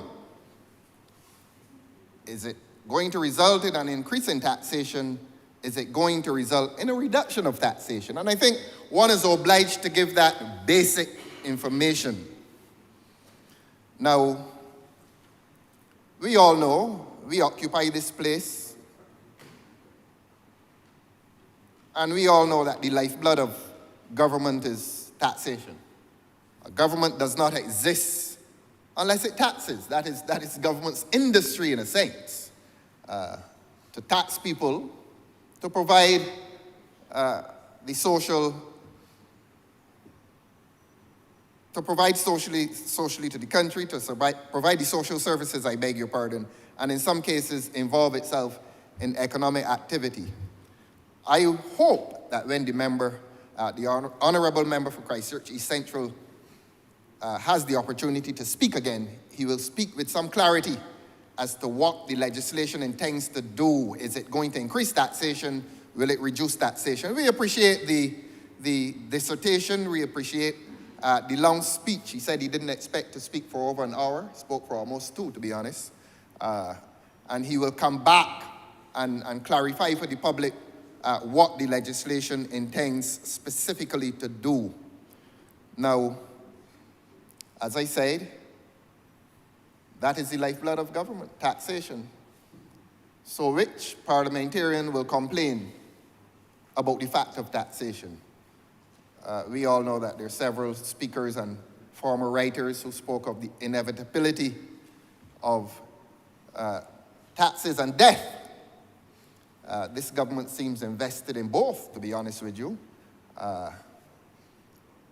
This government is not overtaxing, but this government seems to be pursuing a path in which literal life in this country is now made more difficult by government's policies.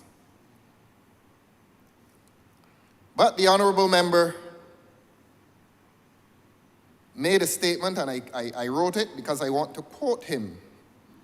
And he said, and I wonder if the member for Christchurch West, he claimed to have been taking notes as well. I wonder if he has a similar note, except for being disturbed by the member for St. James Central.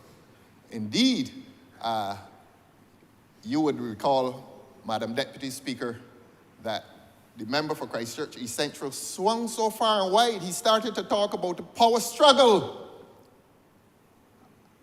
And ironically, at that point, the member for St. James Central walked in. Met the power struggle in your party, I believe. But you can clarify for us. Beg your pardon, ma'am? He probably was referring to the power struggle in your party. Yes, I think he was. I think he was, and it was what ironic. Democracy is about. But Yes, continue, yes, sir. I am sure he was referring to that with some mischief. Continue, sir. But the mischief was dulled by the fact that the Honourable Member for St. James Central walked in precisely as he was speaking of power struggles and proceeded in very animated conversation with even greater irony, the member for Christchurch West. And even above the tones of the member for Christchurch East Central, I could hear them. But I will keep your confidences. I heard the conversation. Me too. So when the Honourable Member for Christchurch East Central is speaking of power struggles, please look to your left and please try to hear what is being discussed by those two goodly gentlemen. Even here. She's absent, don't worry. I want to quote him. Economic success has been linked with political stability. That's an interesting statement. And he went on, it even extends itself to the way we conduct ourselves as parliamentarians. I'm not aware that that's a bit of a stretch to use that phrase. I want to introduce the member who just spoke to the reality that economic success is not only dependent on political stability, but it is even more dependent on social stability. And quite conveniently, he excluded the question of social stability. And he would have excluded that, Madam Deputy Chair, because he does not wish to admit that we are now living in a country that is extremely unstable socially, and he would have avoided that conclusion conveniently, so that I seize the opportunity to tell the member or to remind him that this political stability which may reside in his very environment, the political instability, is not as hazardous as the social instability that encircles this country. And so if he wishes to defend economic success, he may have to ask something of the honorable member for the city, he may have to ask him how socially stable is this country as he traverses these streets now with his pockets filled with 1,200 job letters. I want to advise him, though. I want to advise the honorable member for Christchurch East Central that the time has probably come to exclude from political discourse this phraseology, the lost decade. I think the public is tired of it. And I think the public has tired of it because this government is on the cusp of 7 years in office. And if after 7 years in office, you are still making reference to something that you call the lost decade,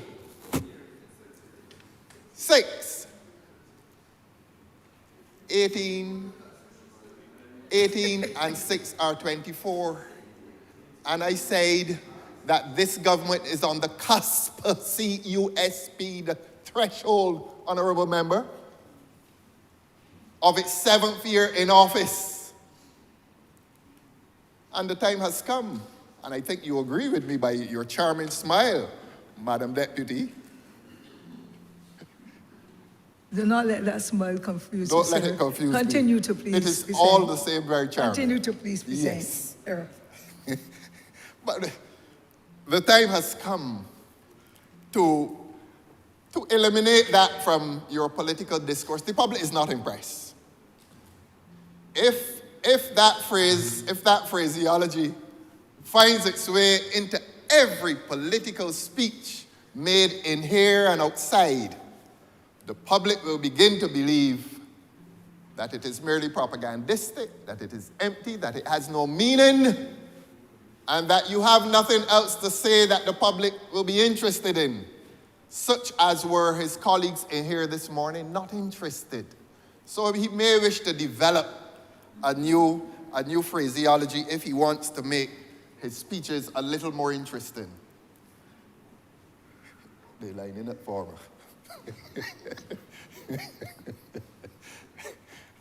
And so,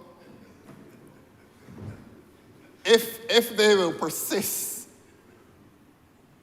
with this lost decade folly, the public may well begin to ask if this is not the last decade, because it is beginning to feel like that. Very little is happening in this country economically. A lot is happening socially. And all that is happening socially, we don't like it. The public does not like it.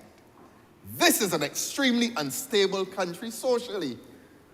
And if we want to turn to economics, I challenge the member who spoke this morning to give some figures as to the economic success that has visited this country.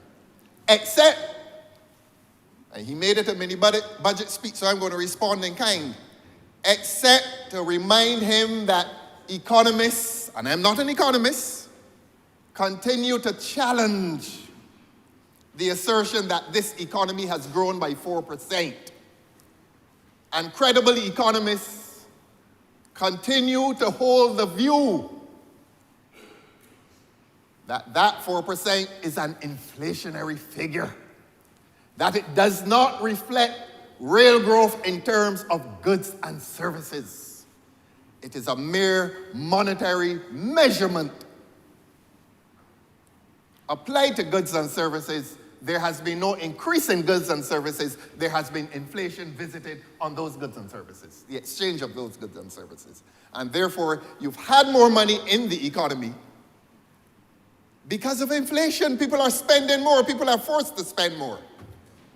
And the government cleverly calculates inflation. Cleverly calculates inflation as economic growth. Two, I think, I didn't hear all that the Honourable Member for St. Michael South said, but maybe he is agreeing with me. Didn't hear him well. No, it is not. Well, I will explain it for him, as I did a few weeks ago. Since he called upon me, Your Honor, let me explain to the Honourable Member for St. Michael South. And it is a very simple explanation. Economics is not as difficult, certainly at the undergraduate level, as people think. We can't fly into the face of the member for Christchurch East Central. He is one of the, in fact, he is the lead economist in government. Is he? Yes, I think he is. In here, anyhow. Well, he's the only economist in here. I said what I said.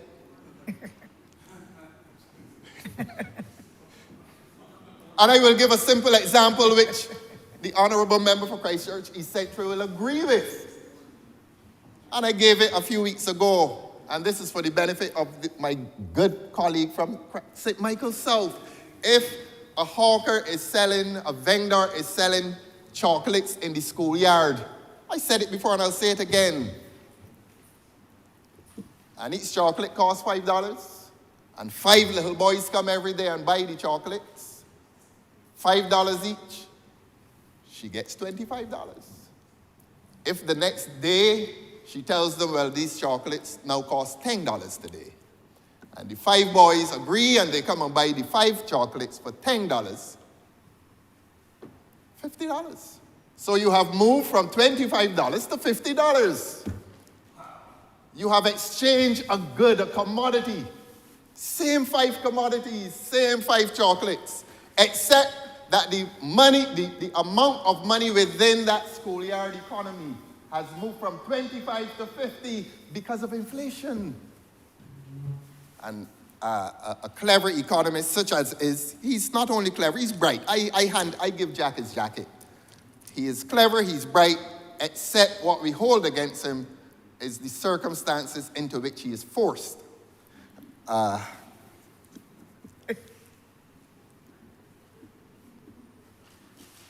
are you laughing, man? And I thought, sir, that we would be entitled to laugh as a human being and a Barbadian. Beg your pardon? I thought I would have been entitled to smile. Yes, and you do Yes, have sir. the most charming smile of all them in here. Yes, sir. Please continue. Yes.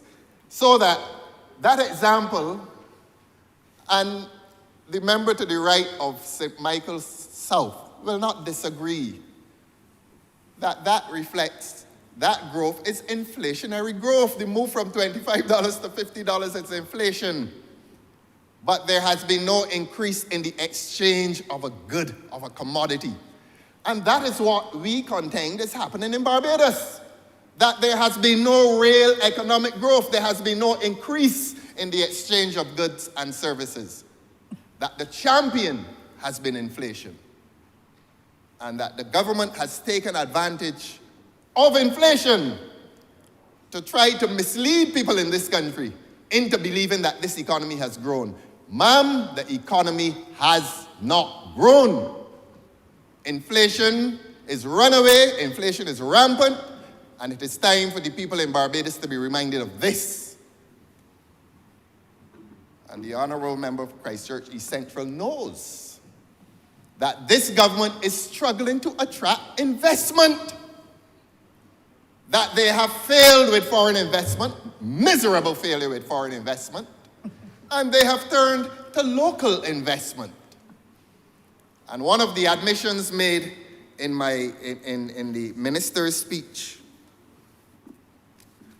this morning, and I quote him again, I wrote this, although some of his colleagues refused to listen, I listened, and it was very interesting, by the way. And he said, the tax system must be used to unlock investment towards recovery. Interesting words. If his colleagues had listened, ma'am, they would have understood what that gentleman was trying to say. He's begging them to support him, not only by symbolic applause, but to help him to help this failing economy. And he said in here today, the tax system, that he is trying to use the tax system to unlock investment towards recovery. He's admitting, ma'am, that is his admission. That is his admission, ma'am. And I like his use of language, unlock investment. Deliberate language. He is saying to you, investment is under lock and key, that there's a reluctance in this country. There's such a loss of confidence in the prospects for a good economy that Barbadians are not unlocking their resources, their financial resources to invest. That is what the honourable member is admitting. And then, quite unwittingly, he goes on to say, towards recovery. So his language is admitting that this economy has not recovered. And I don't think any official in this government will want to tell the people of Barbados that there has been economic recovery. But as I said, quite unwittingly, I almost called his name, quite unwittingly, the member for Christchurch East Central admits that he, as the economics guru in this government, is looking forward to the recovery that is still distant. Beg your pardon, ma'am. Well, then he goes back to, in his speech, I listened to him every word. It didn't sleep.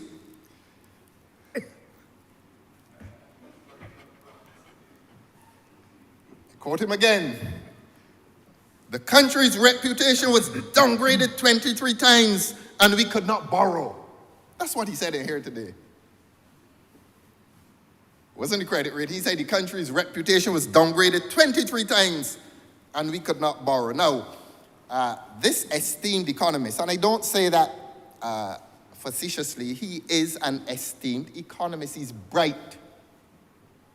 I say to him what several people know, that gentleman who represents Christchurch East Central, he's a bright economist.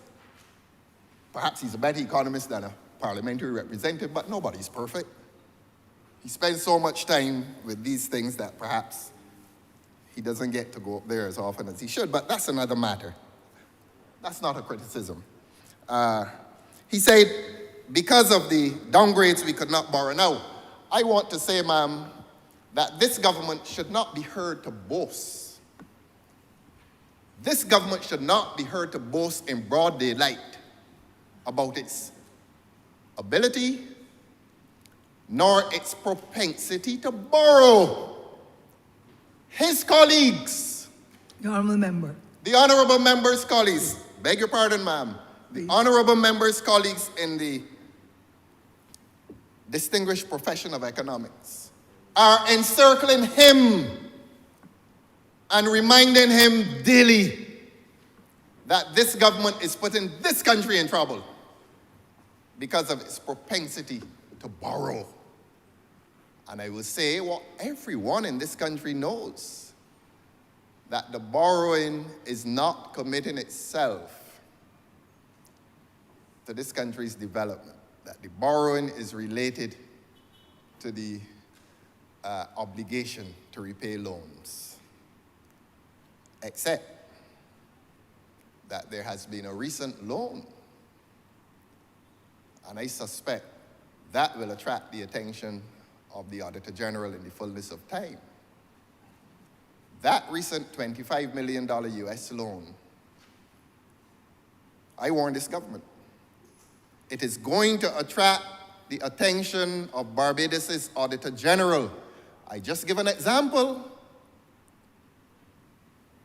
Some workmen went up Roebuck Street recently to the sports facility owned by the police, repaired a couple bathrooms,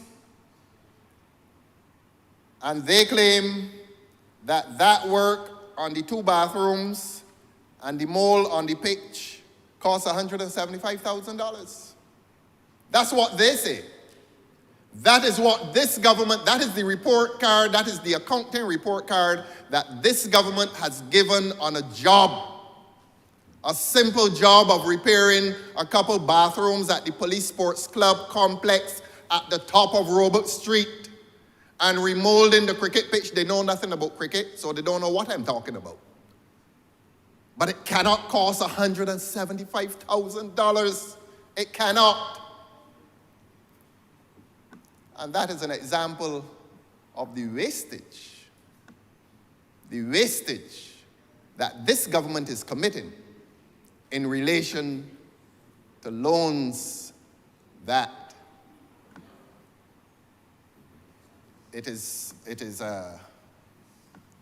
loans that it is taking from agencies abroad. A time is coming when the government will have to justify those expenditures.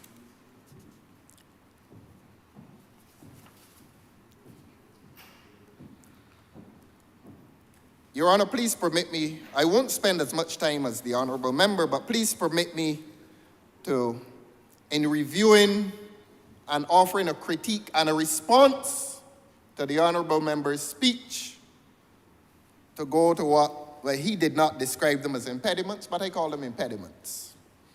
The impediments to growth and development. If I am wrong, he will correct me. But, you know, one is getting a little tired of hearing about this Ukraine. That every time a government official speaks, they're blaming the war in Ukraine for the fact that nothing is happening in Barbados. And it is becoming, look, it is shallow at this point.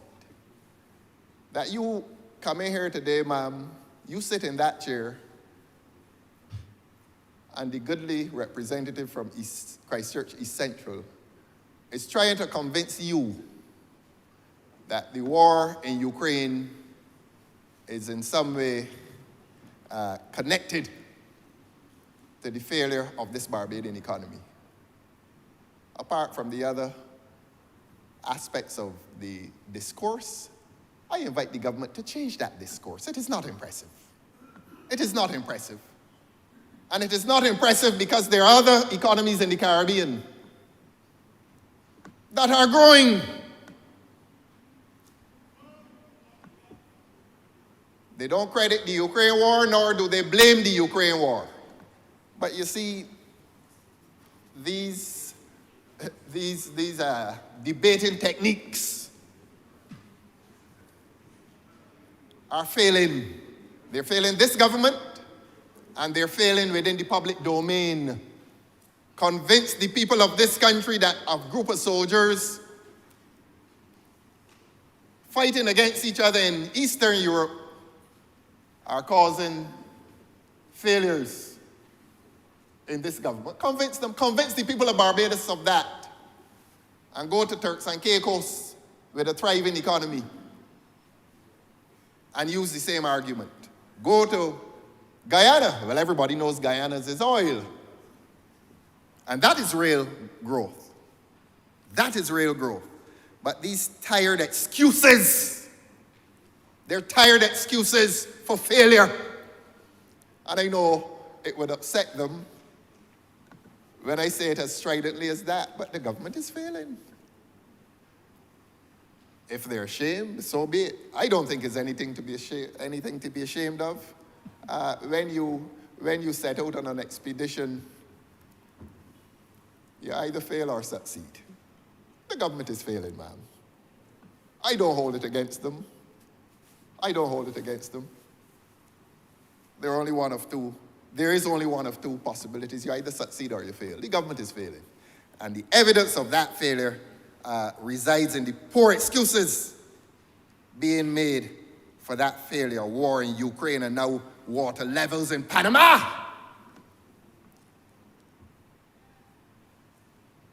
I heard the Honourable Member for Christchurch East Central come in here today and talk about water levels in Panama, have him in the state that his ministry is in.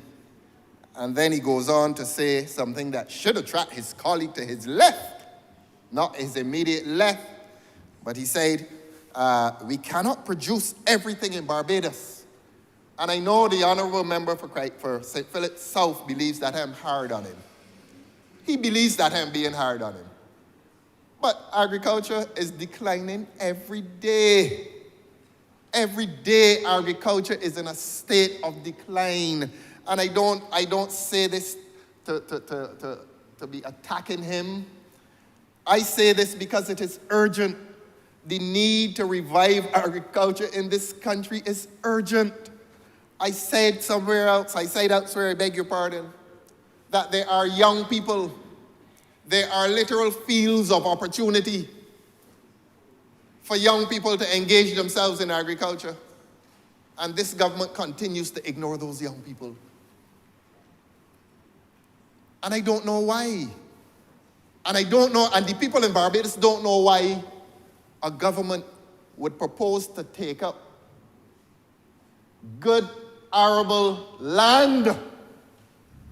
And in spite of the failures, the very obvious failures in housing, that they would still try to commit more lands. And this time, agricultural lands to housing, and in the odd case, solar farms. And so, the member for Christchurch East Central, when he says we cannot produce everything in Barbados, he needs to look to his left at the member for St. Philip South and tell him, get busy. Get busy. Promised us 4,000 acres in cotton. This country is now dealing with 4 acres of cotton. Too much what? But the Deputy Speaker is hearing you and St. James, and the Honourable Member for St. James Central. Sir, I'm hearing you. You're hearing me? You have the floor. I'm hearing you, sir. Don't be distracted. I won't be distracted. Don't be distracted. I don't know why they behave so badly. Don't be disquieted. The people in Barbados. Sir, don't be distracted. I won't be distracted. Just put forward Please your quiet down, options ma'am. that will be able to clarify, perhaps, Yes. or expand on what the Honourable Member Yes. in his presentation touched. Thank you, ma'am. Go ahead, sir. And for the record, I'm listening to you, sir. for the record, the chief offender is the Honourable Member for St. Lucie. I want him on the record as the chief offender. You hear him? You hear him, ma'am? You get a chance. Nevertheless, the member for Christchurch East Central said we cannot produce everything in Barbados. Look, ma'am, the history of Barbados is that of a country that did the best per capita in terms of agriculture. There is no new discovery to be made in relation to this country's history of production in agriculture, except that under this present minister, it is going into dramatic decline. Not only plant agriculture, but animal production. And as I've said before, it tickles the member for Christchurch East whenever mention is made of black-belly sheep. But that is part of the patrimony of Barbados, which this government has undertaken a project to rid this country of its black-belly sheep, and is threatening to export even more. And they had to send the man to Guyana. They had to send the man to Guyana to find out what happened to the sheep that they sent to Guyana. No progress report. Guyana is 45 minutes or an hour away by aircraft. And this country cannot get a report on what happened to the black belly sheep that they snatched from the people and took down there. The black belly sheep is a part of the Barbadian landscape that is uniquely Barbadian. So that when they snatch the people's sheep and send them to Guyana, they did not know what they were doing. They did not understand that they were altering the cultural and the agricultural landscape of this country. And that a year later, they cannot tell the people of Barbados what has happened to our, and I say our, Barbadian black belly sheep. And you know, they consider it funny. But you represent St. Thomas, ma'am. And it is quite likely that before you depart from us, unhappily depart from this place, that you will represent a parish that is void of black belly sheep. And I challenge you, well, you can't challenge a speaker, but I ask you, ma'am, when is the last time you saw a black belly sheep in St. Thomas? They snatch all.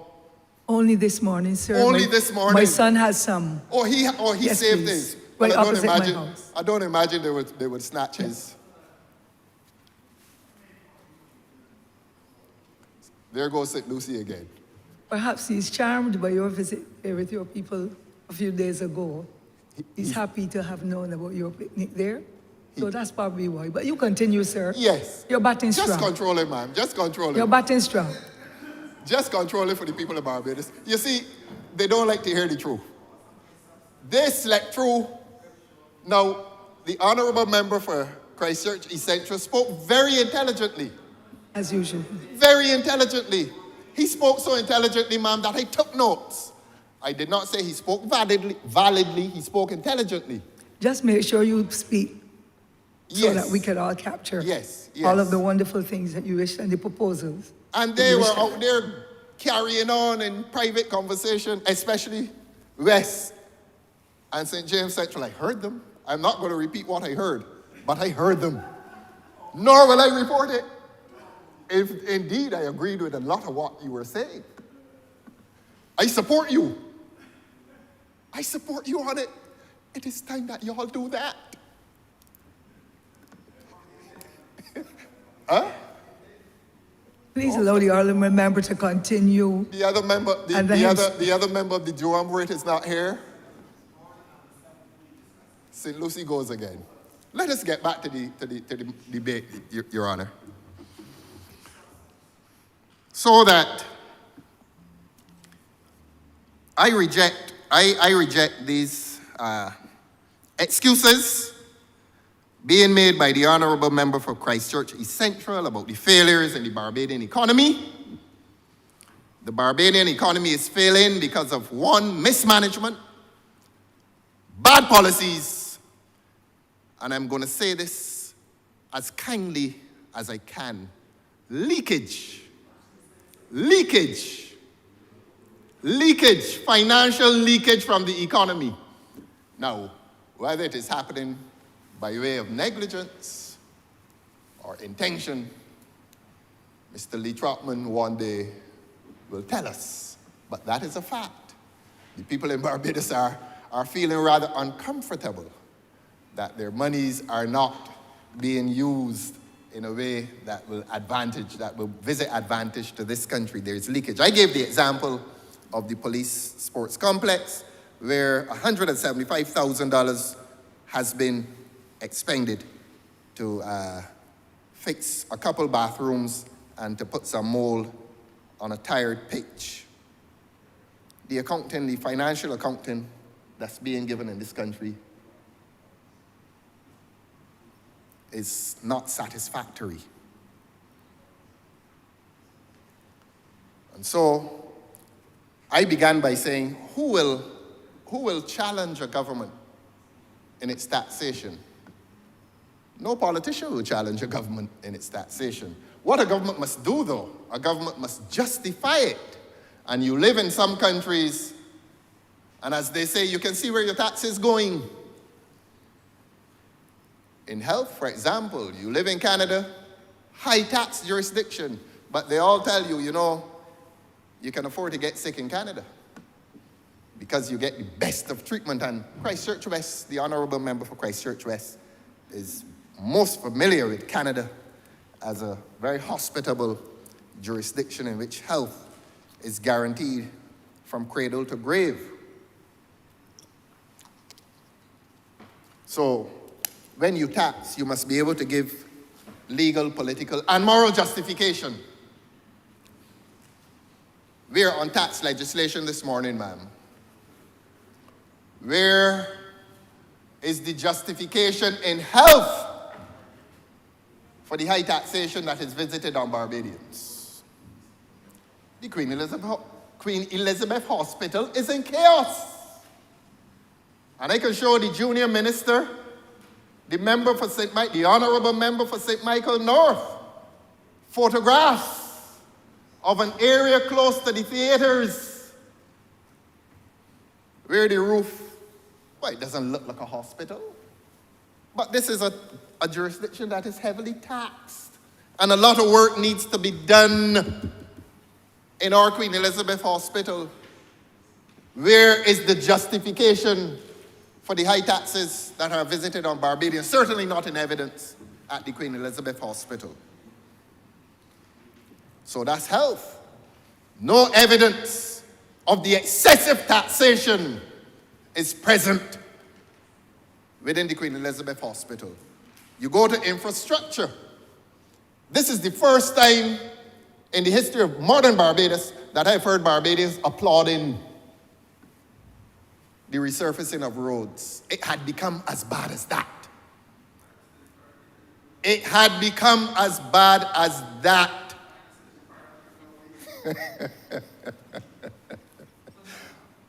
Ma'am, would you save me? Would you ask the Honourable Member for St. James Central to resume his conversation with the Honourable Member for Christchurch West, which may bear him greater fruit than to heckle me? It may bear him greater fruit than heckling me.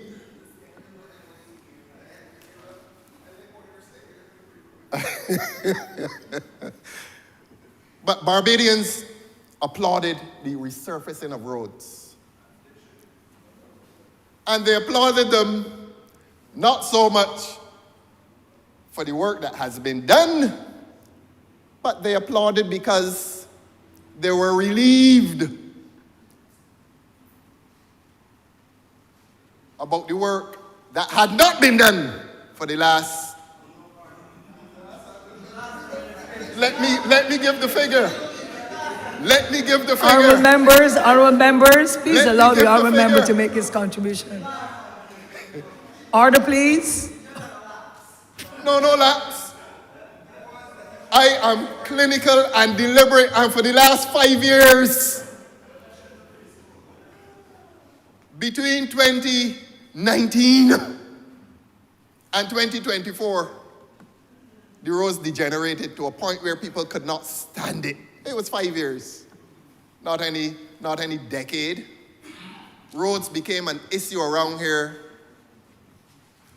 really within the last 3 years. People really became annoyed. People who are buying new cars, I am going to raise my voice.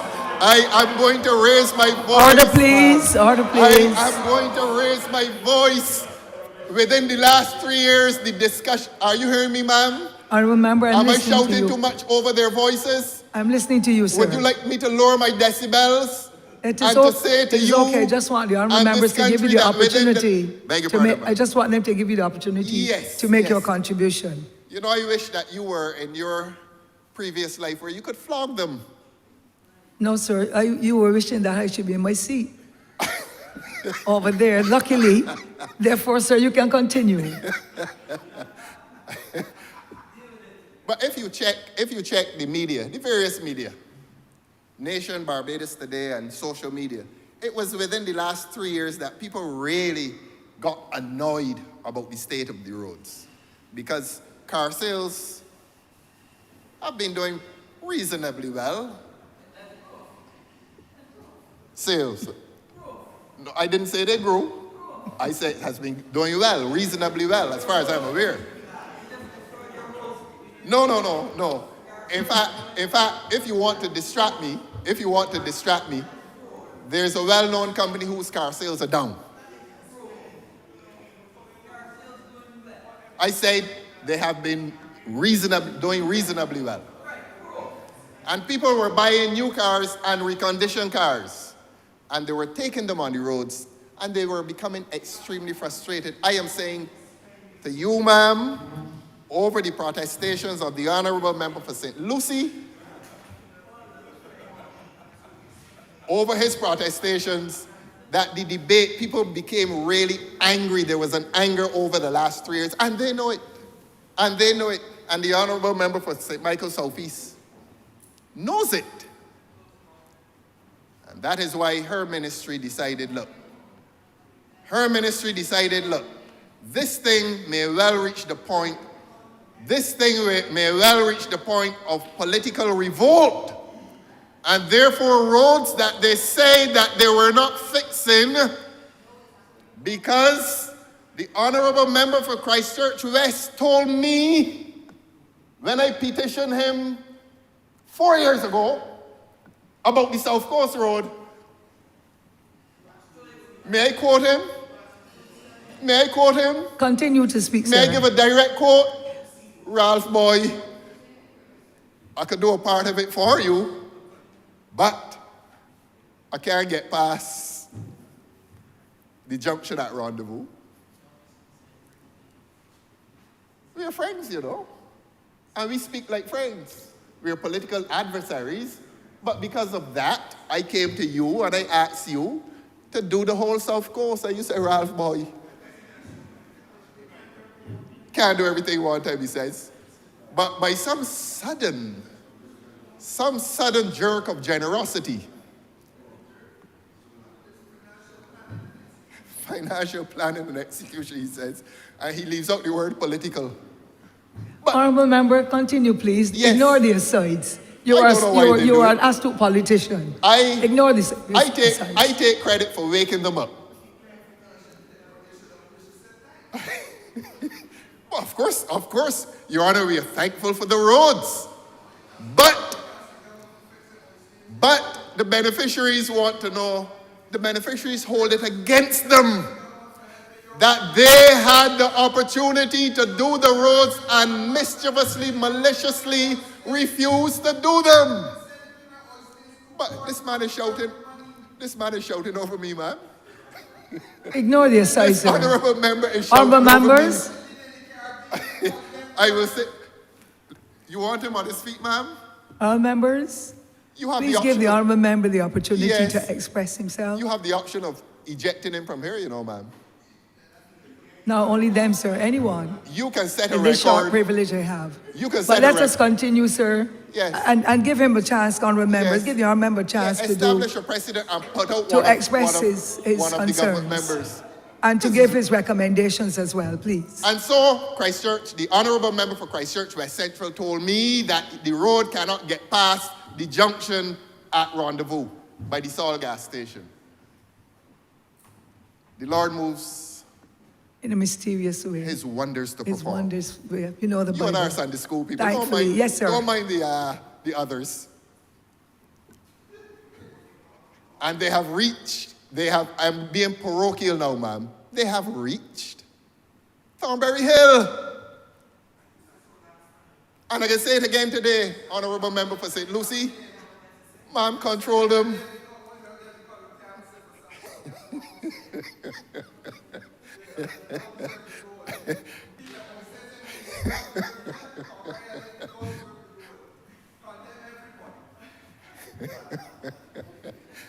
How you managing Honourable that? members, please give him the opportunity. No, give you. To I want express them to give you. Concerns. I want them to give you the respect due to your office, and to stop shouting. Sir, I know that you have become accustomed to You're that accustomed kind to of it, ma'am? cock across the floor, where in my seat I perhaps would have joined too. but I have the privilege to be here to make sure that they hear you. And therefore, honorable members, let us continue to listen to the honorable member in his presentation. You know, when I say he isn't going to make any speech today, you know. He is not going to say. Please You're allow not him. going to say anything in Please here allow today. him to.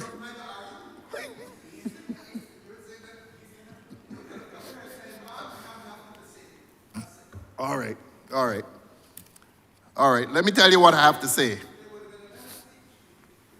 So that I was at the point where I was saying, ma'am, that Barbadians are happy about the Southern Road Works, but they are suspicious as to why these roads could not have been done 3 years ago. Why have monies been freed up all of a sudden? Is it World Cup?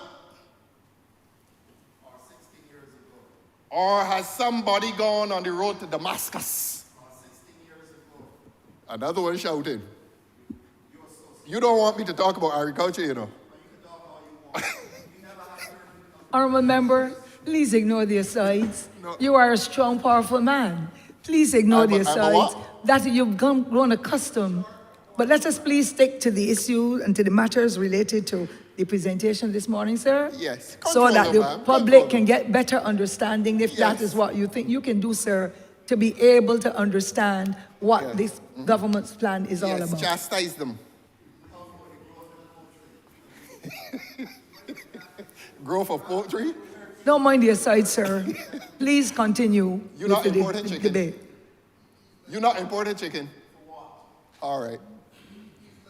You better import the truth into Sir, this sir, thing. please continue. We've written so much, having heard what the honorable member did in his presentation. Please let us stick to that. Thank you and very move much, on. ma'am. And these men were sleeping, you know. Those are honorable members too, sir. But they were asleep. Please give them their title. They disrespected their colleague by sleeping during his speech. Well, he like he gonna sleep too.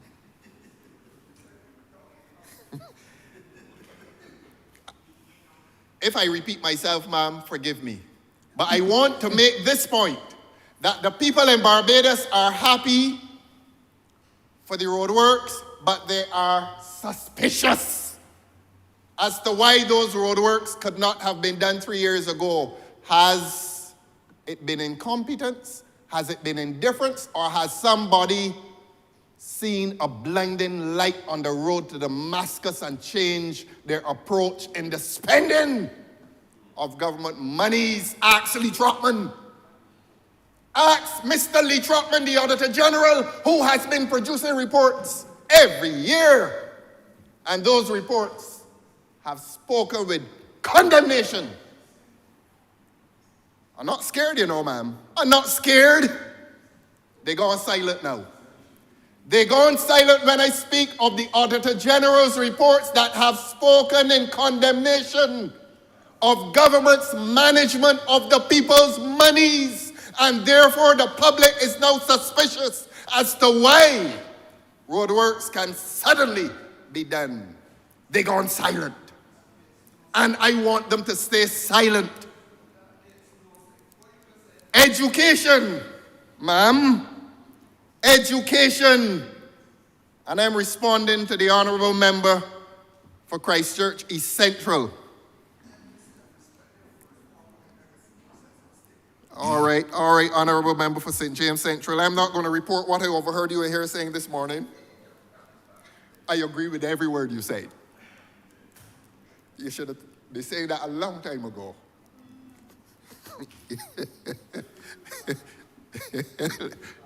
All right. Every other week, a school in this country is closing. You know, we want to, the point, honorable members, the point, Madam Deputy Speaker, extending itself to the public and to the honorable members on the other side. The point I'm making is that taxation must be justified by spending and the quality and the quantity of that spending. And our school plant in Barbados,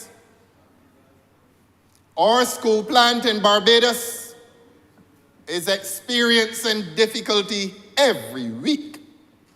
Every week, some school is closing.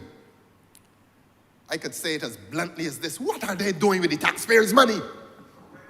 What are they doing with the taxpayers' money? I'm going to raise my voice above yours so that your deliberate interruptions will not be heard.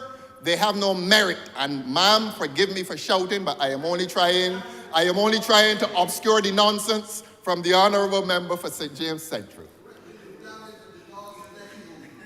Please remain parliamentary, sir. Do not call the contribution nonsense. Let us move forward, though, sir. Were you hearing him then, ma'am? And make sure. I'm hearing you loud and clear, and I'm giving you that privilege to please Yes. continue with the You have debate. the option to put him out, you know, ma'am. Yes, sir. At this point in time, I you would can put love out that. anyone. I would love that. But that is not necessary because we all want to hear your contribution, sir. No, I would love to see him being put out. You asked for that. You asked for that.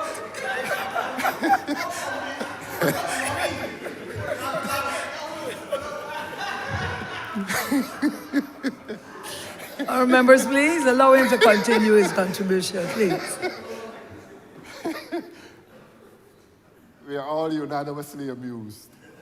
Even the member for the city with his 1,200 application forms in his back pocket for jobs. So where are the taxes? Where I asked, through you, ma'am, the honourable member for Christchurch East Central, whether this legislation, this amendment is intended to raise taxes or to reduce taxes.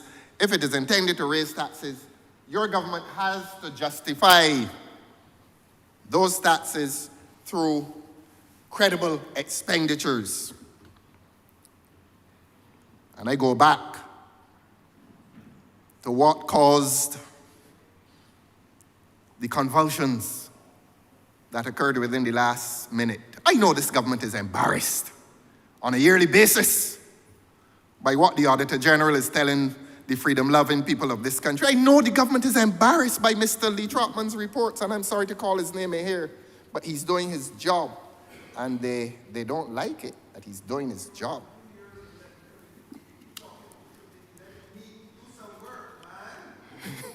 You sure you want that? Oh, well, you're in foreign affairs, so you don't Honourable have to member, worry. please avoid the distractions. Yes. We are all hearing you and the rest of Barbados and the world. All I will inquire about Please. is his per diem. Please stick to the resolution so that we can move How forward. much you get? How much you get?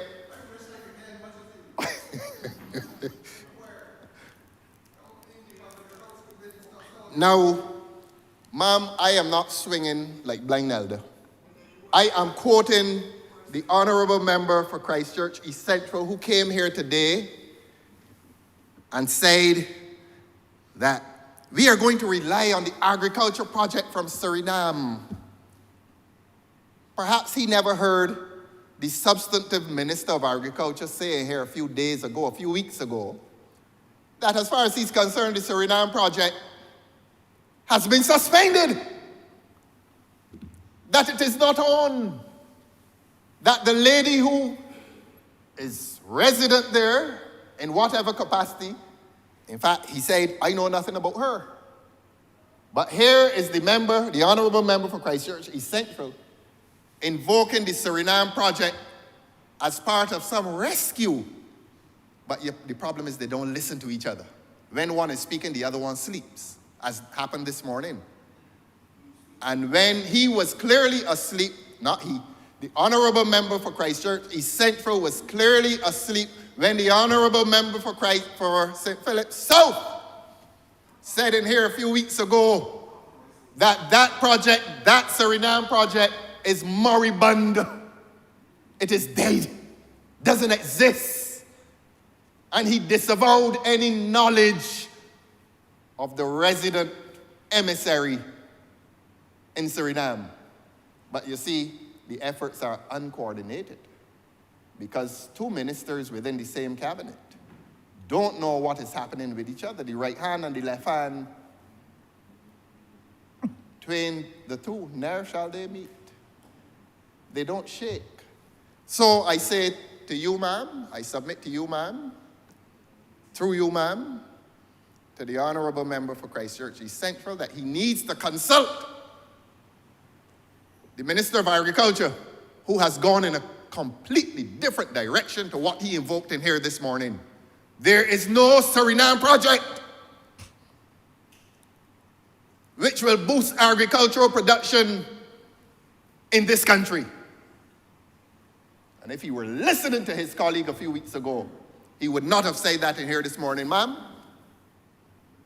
I come here and I take notes. I come here and I take notes. I don't come here to heckle nobody. I come here and I take notes. And the notes I took this morning, very good notes, related to a Minister of Finance. I would not describe him as having misled the chamber. I would describe his speech in part as having been misleading as to the truth of what is taking place in this economy. And so, Madam Deputy Speaker, I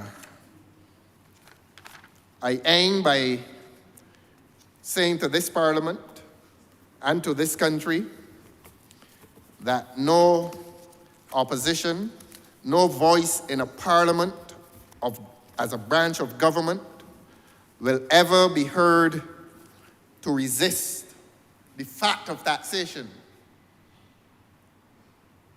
We wouldn't be heard to resist it. But, as I've said, the honourable member has the opportunity to return to his feet and to say to the public of Barbados whether today's amendment constitutes an increase or a decrease in taxation. Simple, simple, tell the public.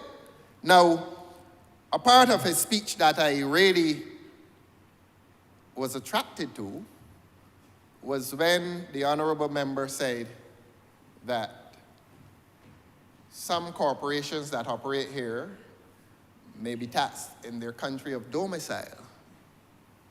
And that is interesting. You see, you don't criticize everything. And I want to commend him because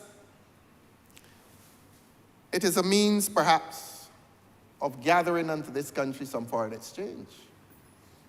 And if that is the purpose, if that is the intention, I commend the Honourable Minister of Finance. I wouldn't use the word clever because clever sometimes connotes in ways that one would not wish to, but it is intelligent thinking. It really is intelligent thinking that you broaden your opportunity for foreign exchange. If a country in its domicile is paying taxes into that country, into a bank account, presumably owned by the Barbados government, very intelligent thinking. And so if there's one part of the speech, if there's one part of a 100-part speech, beg your pardon? Where was I? Honourable member, don't be distracted. Honourable member, don't be distracted. Ma'am, can you take these people off me? Please do not mind. Honourable members, please give him the chance to explain. I was over there. I was over there. No, I was over there. Sir, so will you continue, please? And the good Lord that you and I love so much spoke to me. The good Lord spoke to me, ma'am. And I know you're a Christian too.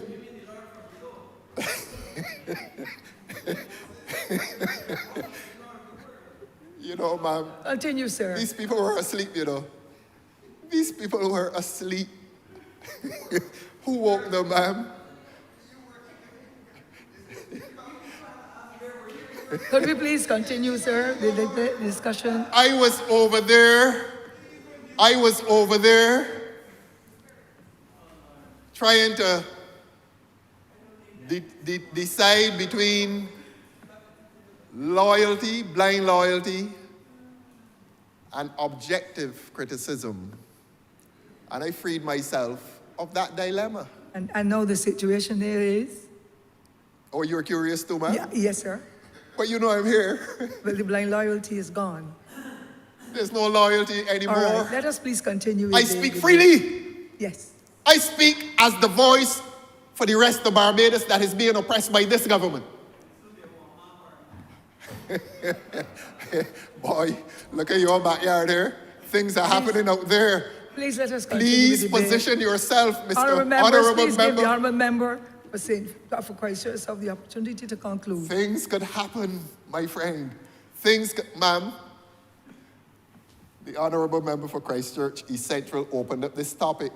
He is the one that talked about people wanting to be leaders. So if he opened it up, they have to deal with it. And I am entitled to respond to it. And I look down that front bench. I look down that front bench. But as I said in the estimates, the other member of the duumvirate is absent.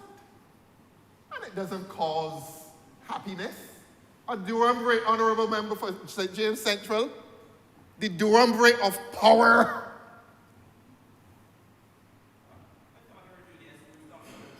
No, not triumvirate. There are only two. There are two powerful people in that government. One is the Prime Minister, and the other one is in the other place.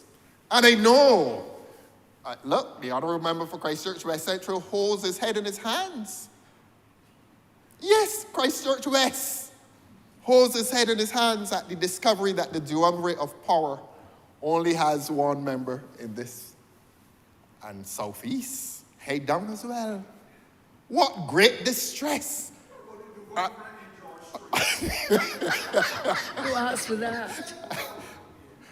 I am on a theme, Your Honor. Your Honor, I am on a theme explored by the Honourable Member for Christchurch East Central. Could we please stick to debate, honourable members? Allow the honourable member Put them out, ma'am. and Put leader them of the out. opposition to please conclude Because- his remarks as he indicated earlier. He will soon Thank wrap you. up. Thank you, I'm wrapping up. They open up something and now can't deal with it.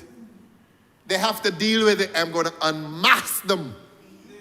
And I'm going to unearth ambitions, and those ambitions are legitimate. Those ambitions are legitimate. Why should not the Honourable Member for St. James Central unearth his own ambitions? You have none? Come on. This is legendary, Honourable Member. Man,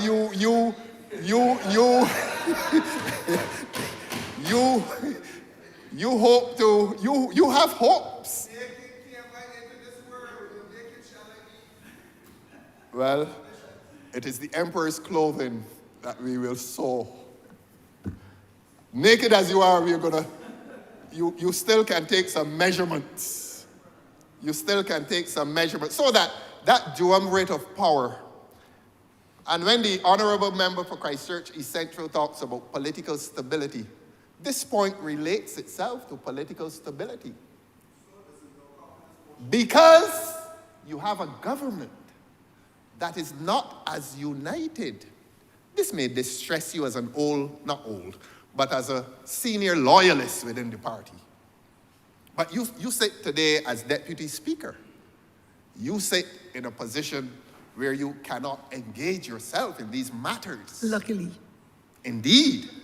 But I want to say to the Honourable Member, through you, ma'am, to the Honourable Member for Christchurch East Central, that when he speaks of political instability, it is on his doorstep. It is on his doorstep. And I can count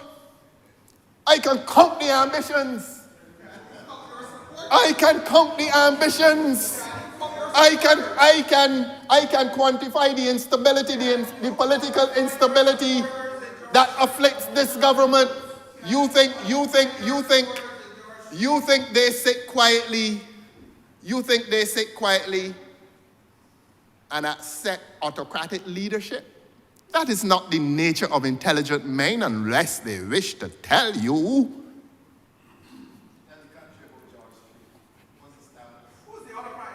Honourable members, please. Please give the honourable member the opportunity to conclude. I got them. As we say in Barbados, I got them make up. I got them. I got them. The honourable member for St. Michael Southeast has not read a note on that phone. The honourable member has not read a note on that phone.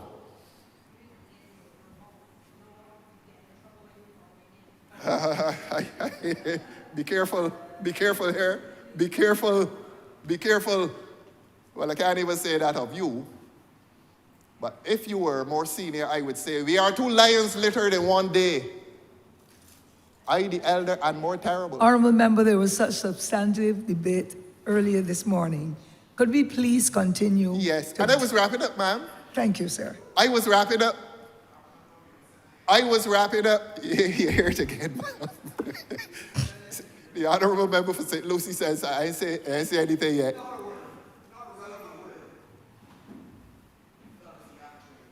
Theatrics? All right. Honourable member, please allow him to conclude. All right. I am responding to the point, I have to repeat it. I'm responding to the point that the honourable member for Christchurch East Central made about political stability being married to economic success.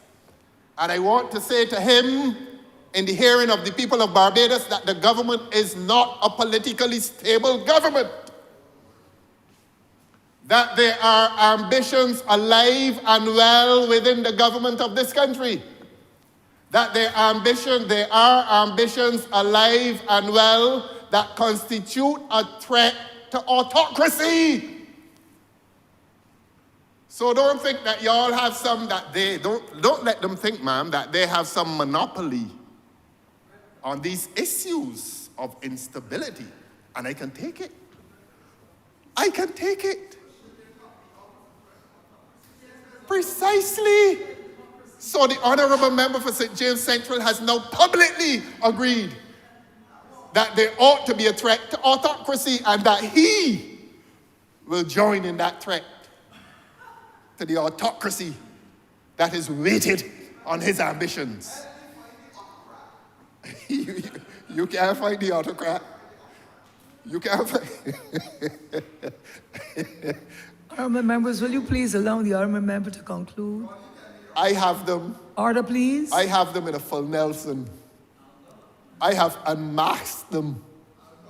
They are ambitious. Those honourable men and women are ambitious, ma'am.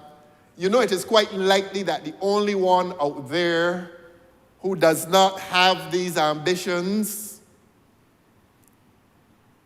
they wait now with bated breath. They wait with bated breath to find out what is the public knowledge as to their ambitions. Sir, will you please let us stick to the discussion? I would not. That could be discussed downstairs at lunch. I Could would you not please add, continue so we can I would no longer conclude the add to business their of the- discomfiture. They're uncomfortable, they're worried, they feel that I have betrayed them. I apologize to all of them for Not that they betraying. feel. Beg your pardon, ma'am? Not that they feel. My understanding is that they know. But we are not dealing with that. We're not dealing with that. Could you, sir? I apologize for having betrayed their confidences. I apologize for having disclosed to the public how ambitious they are. But I congratulate them for keeping those ambitions alive. Alive. You're on the front bench. Why come out here with me? Stay and do the business. Stay and do the business. Y'all afraid? Y'all afraid? Don't be afraid. This is the political stability of which the honourable member for Christchurch East Central spoke about. Who told him to open up that? Who told him to open it up? Who told him to try to convince the public of this country that this is some united and cohesive government? It is not united, nor is it cohesive, and the honourable member for St. James Central can take it no longer, and he leaves the chamber. He leaves the chamber. Honourable member, could we please get back to resolution 7 and 8? Please. Time wasting? I know what is your role too, you know. I know what is your role. Please do not I am get keeping your personal. confidences. Honourable member, honourable leader of the I opposition, am please. keeping your confidences. Let us get back to the substantive debate, ma'am. Yes, sir.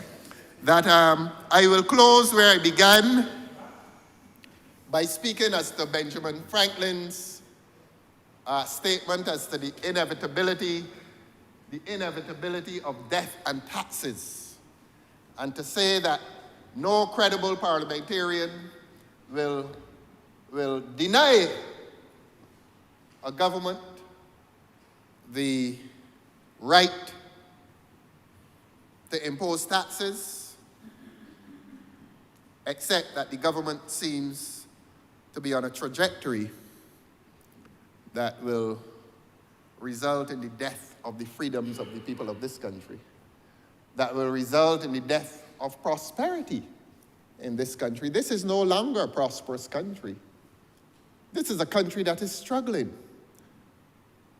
And so obvious is that struggle that in a speech lasting some 2 hours, the Honourable Minister of Finance was unable to tell his audience whether this taxation would result in more taxes for the government or less taxes for the government. He doesn't give details these days. He makes political speeches. And if this speech lasted 2 hours this morning, 1 hour and 45 minutes of that speech was political content. And in 15 minutes, he went to the legislation itself. Except that I asked him, beg your pardon, asked the Honourable Member today through you, ma'am, to give this country the particulars. To say what is the purpose of the amendment, to say whether it will net more for the government, to say whether it will reduce taxation, to say whether it will increase taxation, and to say what is its overall benefit to the economy. It is those details that are missing, ma'am. We want those details. The people of this country want those details. So that it is not for me to deny the government that right, except that it is also for me to ask the government, through the Honourable Member who spoke, to give the details as to this legislation and its larger purpose. So, those are the comments that I make in relation to the amendment, and I await the clarification from the Honourable Member. I think he will have a second chance to add if he wishes to answer the questions that we have raised. I am obliged to you, ma'am.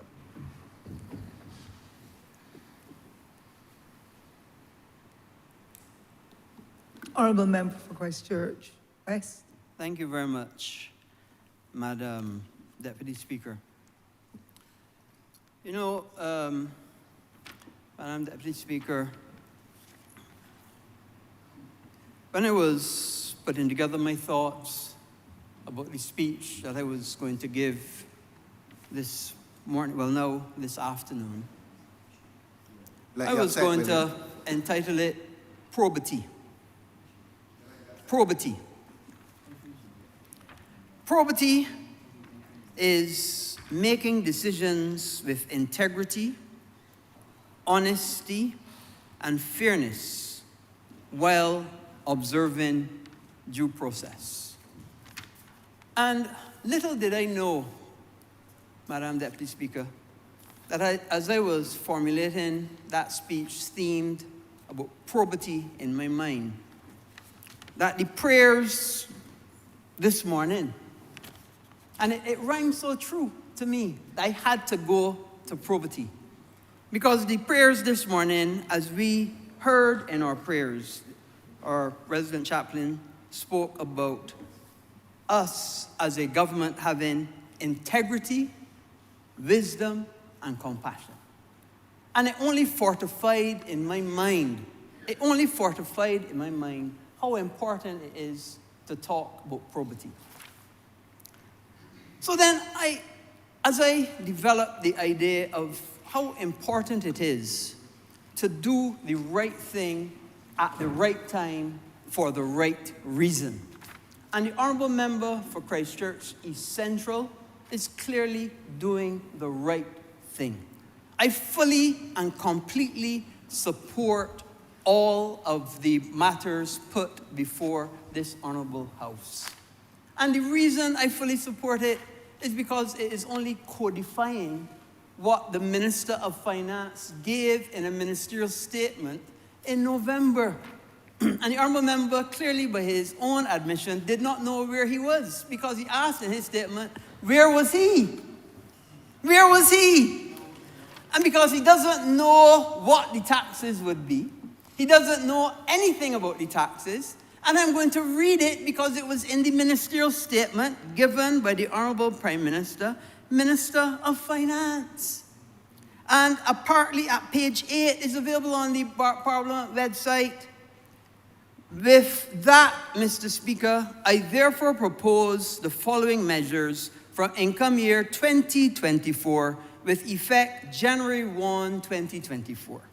The Income Tax Act, Cap 73 of the laws of Barbados will be amended to include the following provisions. There shall be a new corporation tax of 9% subject to the following regimes. A company whose gross income is currently below $2 million and which is registered as a small business under the Small Business Development Act shall be subject to corporation tax rate of 5.5%. The corporation tax rate that is currently applicable to the insurance business sector of 0% for Class 1 businesses and 2% for Class 2 businesses shall remain. The international shipping business will remain taxed under the current tax regime established in 2019, noting that the international shipping industry is out of scope for the GLOBE rules, and government industry therefore needs to remain competitive, as Barbados' industry therefore needs to remain competitive, as in many countries it will be the same.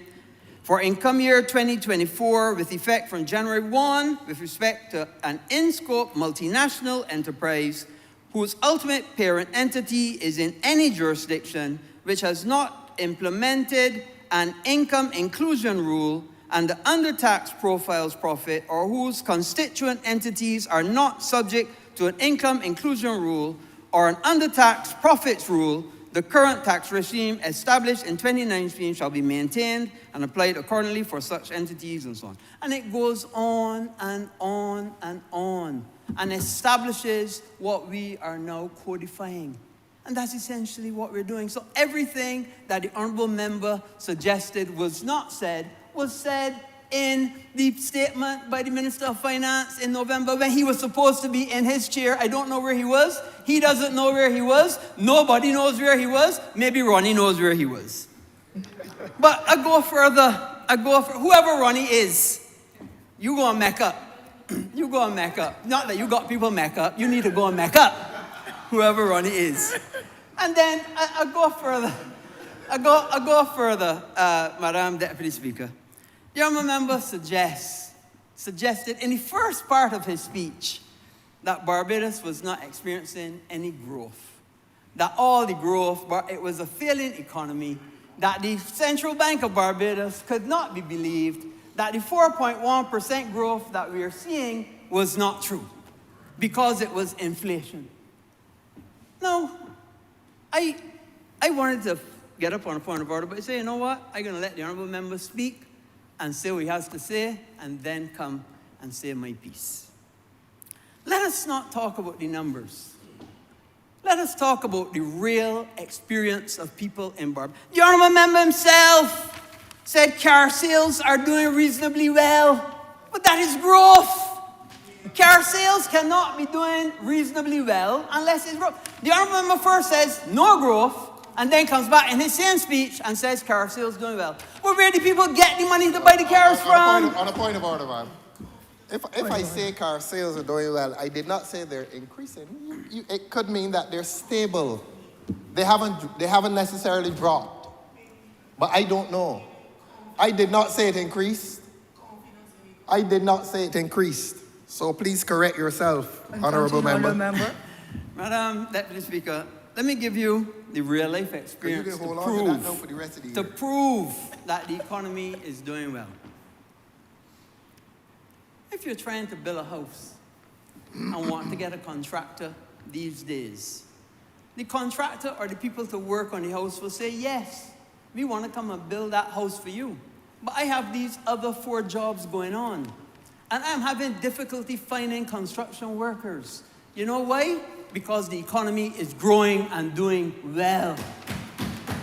If you go, Madam Deputy Speaker, to try to get a reservation in a restaurant and to tell you, yes, we have an opening 3 weeks from now, and you can't get one for 3 weeks. You know why? Because the economy is doing well and Barbados is growing. If you try to get from one part of Barbados to the other at a certain time of the day and hit a traffic jam because of the number of delivery vehicles, the number of construction vehicles, the number of people going about doing business and working with unemployment at one of the second lowest ever, because the economy is doing well. This is a real life experience. Barbadians are, as much as the Honourable Member talks about this number is related to inflation, Barbadians know better. You know why? Because they're seeing the benefits in their pocket. That's where they're seeing it. And if it's to take it to its logical conclusion, Madam Deputy Speaker, his administration, when they were in office over the last decade, his administration could not get more than 1% growth. And if you were to take in inflation, and according to him, you must deduct inflation, well, then they had recession for 10 years. They had recession for 10 years then. So to take it to logical conclusion, we are doing 4 times better than his administration could do. 4 times better. And in many years of that 10 years, they had no growth at all. So if you add the inflation, it was recession. So how could the Honourable Member with good conscience, and by the way, the Honourable Member to come and apologize for betrayal? I guess that is in keeping with the concept of probity and integrity. How may I have this? What did he just say about What is your Let him. intention? Is it point of order? I think he will confess to having misled Is it a you. point of order, sir? No, I will say, because I'm sure he will confess. Call for There's- Hansard. if there's no I point of order- said You apologize for your betrayal. that I apologize for betraying their confidences to me. But that's betrayal. I apologize. They sat there together this morning and I overheard some of Honourable what they were members, saying. honourable members. And I Sir, are told you you, on a point ma'am, of order? That's that what I it- overheard the content of what they were saying. And I wanted to apologize to them for disclosing the content of their conversation. Continue, honourable I member. did not want the entire world to know what they were talking about. It was dangerous. As I And I said I agree with the 2 of you. I would do it too. Don't get frightened for Madam Deputy Speaker, you got more power than her. Madam Deputy Speaker, as the Honourable Member said, he got more apologized power for his betrayal. Huh? He called, You vote for me? Madam Deputy Speaker, you know there's a great power that we hardly use in here. We call for Hansard, and you can read back what the Honourable Member said. The Honourable Member apologized for his betrayal. But That's what the Honourable Member said. Agreed as to what I Honourable said. Member is on his seat, Madam Deputy Speaker. I don't know what he's on his feet for. Anyway, he also went on to talk about road repairs on Highway 7. Well, let me be clear. There are various types of road repairs. A road repair can be a total reconstruction, or a road repair can be a mill and pave. What was being done from Rendezvous to the Arch is a total reconstruction of a road. What does that mean? That means rather than having natural gas on one side of the road, natural gas will be put on both sides of the road. Rather than having water mains on one side of the road, water mains will be put in on both sides of the road. Rather than having an internet cable in a PVC pipe, it will be put in concrete.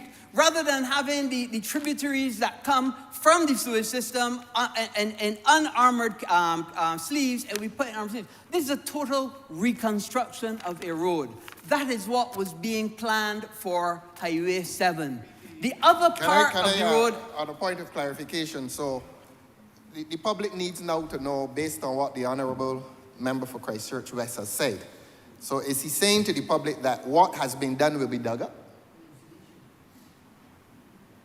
If that is logically where we're going, I think the public is entitled to know. Honourable Member, that's not It a point of seems to me that the clarification. Honourable Member is saying that this is a temporary expedient, Madam that it will Speaker, be I do dug not up. agree. Take I your do seat, not please. agree to Dug the up. point of elucidation. Remember, let him take his seat. I do not agree. That it will be dug up. According to the rules of this House, I must agree that Honourable Member given an Honourable opportunity to speak on yes. elucidation. He cannot speak on elucidation while I'm on my feet, and I disagree and do not give him that permission. Understood. Good.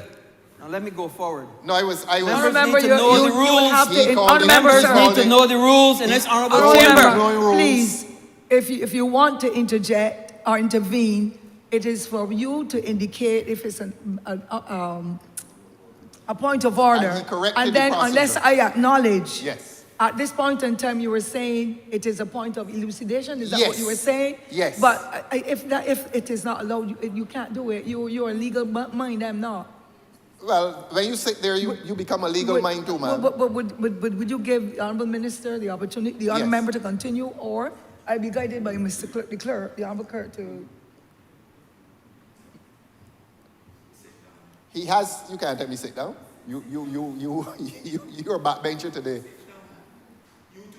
You have to tell. Or don't disturb the chair.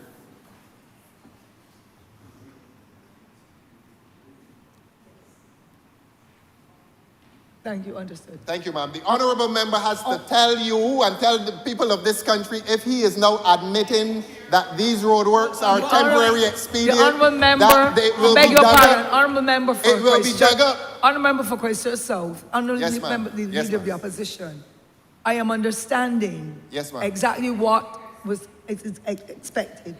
The Honourable Member for Christchurch West, you are indicating you want to get up and speak on a point of matter of elucidation. The Honourable Member will then have to give way to you. If he doesn't, then I cannot compel him. If it's a point of order, then I can make the ruling as far as I'm understanding it in my new That's right. situation here temporarily. So the Honourable Member for Christchurch West, have you given way? No, I He have has not categorically has have not not. given So way this to is hear a any point of rubbish order. from the member for Christchurch. So will you- South. can you take and your I will seat? not be given away Can you take on your no seat, point sir? of elucidation. He's afraid of me. Because the honourable member Honourable could not Member for elucidate on Christchurch. anything that He's he afraid said of me. Honourable previously. Member for Christchurch South, will you please take your seat? Yes, he's afraid of me. And you probably will get a chance again. Honourable Member for Christchurch South, please. Right. So as I Christchurch was West, I beg saying, your pardon. Christchurch West. Madam Deputy Speaker, there are different ways that roads can be rehabilitated. You can do a complete construction of a road, as I just said, or you can do mill and pave. As money became available, the government made a decision to do mill and pave, where mill and pave was appropriate, where there was no plans to do full reconstruction. In other areas where there are lots of developments taking place, rather than to have to do cross cuts, what we call cross cuts to the road, then the decision was taken to do water on both sides, natural gas on both sides, and improve the road, because Highway 7, whether we like it or not, is the second most popular road in Barbados. And it's because of the number of commercial businesses there, the number of people that traverse it to get to and from. So clearly, the Honourable Member, and I want to make it very, very clear. Honourable Member for Christchurch West, Yes. am I and the public to understand through your explanation that there's no need then, if you're putting it on both sides of the road, that you do not have to dig up across the road to be able to inhibit traffic from Correct. flowing as often as it should, and so on and so forth. That is Are we correct. right? That is correct, ma'am. Okay, I Once think it's the on Honourable both Member sides of the road. understands that now. I would hope so. I think the Honourable Member understands. But you know, in his On a point current of order, ma'am. incarnation, On a point of order, ma'am. What is your point of order, sir? What is your point of order, sir? Is the Honourable Member misleading? What is Yes, your point of that order? is it. Well, That will is you, it. Will That you is it. please explain, sir? Let the I'll give you Honourable the Member privilege. tell the chair, tell the Speaker's chair, tell you, ma'am, whether he has to dig the roads up or whether the repairs can take place substantially with the roads intact as they are now. I am saying that based on what I was told, based on information I received from the government, that the roads will have to be dug up, that it is such substantial work that the road will have to be closed. Let the honourable member admit that to this chamber. The roads will have to be dug up and closed so that this work that is going on now is a temporary expedient being done for World Cup. And after World Cup or whenever, or when the rains wash it Member, off, I'm the not going roads to will allow you have to to make be dug another up. speech. You have put forward your query. The honourable member will The continue. roads will have to be dug up. Yeah, Explain. thank you very much. What the honourable member is saying is could not be further from the truth. Could not be further from the truth. There are sections that were designed for full reconstruction, and there are other sections that are just for mill and pave. And the mill and pave parts are going through, and I'm happy to join with the member for St. Michael Southeast and say that she's doing a fantastic job getting a lot of the mill and pave road done, that mill and pave work done on the roads that languished under the previous administration for a decade. And it put us in such a bad situation that we now have to be spending millions and millions of dollars, 10 times more than we should have been spending if they were keeping with the maintenance schedule that they should have been keeping to from then. But I'm going to go further. Madam, you know, sometimes people get very concerned when they see others doing well. Sometimes people get very, very concerned when they see others doing well. And you know what they tend, I often say jealousy is one of the greatest motivators of the world. People kill over it. Jealousy. And this government, I'm not saying that we are perfect. I'm not saying that you don't make mistakes from time to time. We're human, everybody does. But you know what? We're doing well. The country is growing. People have confidence in this country. People have confidence in our leader. People have confidence in this administration. And people have confidence that we are doing the best we can for them. And you know why that is? You know why that is? Because they can open their eyes and see. The honourable member says straight that you can see the roads. So the honourable member and his administration is jealous that they couldn't get any roads done, but we getting roads done. The honourable member and his administration is jealous that they can get no hotels built, but we getting hotels built. The honourable member and his administration is jealous that we have unity and we are able to move together as one party, and there is no unity over there. None at all. The honourable, when last was a no confidence motion labeled anywhere in this party, anywhere in this administration, and on anybody? When, I can cancel my Netflix subscription because I get more comedy in here listening to the honourable member. That's the truth. I get more comedy in here listening to the honourable member. Madam. Point of order, ma'am. What is your point of order, sir? It's the honourable member misleading the chamber into believing that he built Sam Lords, now called Wyndham, and I'm not going to add higher that 6 years later he can't get built, but let the honourable member tell this country whether the Sam Lords project was his project. He's misleading the chamber. Misleading the chamber. Honourable member for Misleading the chamber. Southwest. Can't get Hayat built and boasting about Sam Lords that somebody else started. Madam, I think I dealt with the Sam Lords matter quite appropriately in the budget debate. I don't have to go back. I don't have to go back to the Sam Lords matter. I'm gonna just say a few other points. Governments have what I call frills. at Beg your their pardon, disposal. ma'am. Governments can facilitate, regulate, innovate, and legislate. In this particular instance, we are using regulation in order to drive growth. We are using regulation in order to drive growth. What does that mean? That means setting a tax rate that is lower than other companies would have to pay in the place where they make those profits, but pay their taxes in Barbados, means that the tax burden that local Barbadians then have to carry is less. It is no secret, Madam Deputy Speaker, that 72% of all of the corporate tax that is taken in this country is actually profits made in a country other than Barbados. So that means that only 28% of the tax burden for corporation tax is from Barbados. And what does that do for the average person?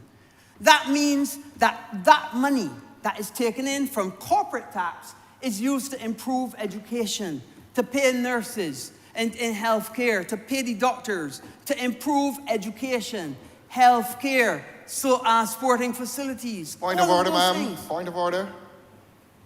I don't know how the Honourable Minister can talk about paying nurses when there are nurses in this country today complaining that they haven't been paid for months. I'd be ashamed to say that. Remember, Vice Church West?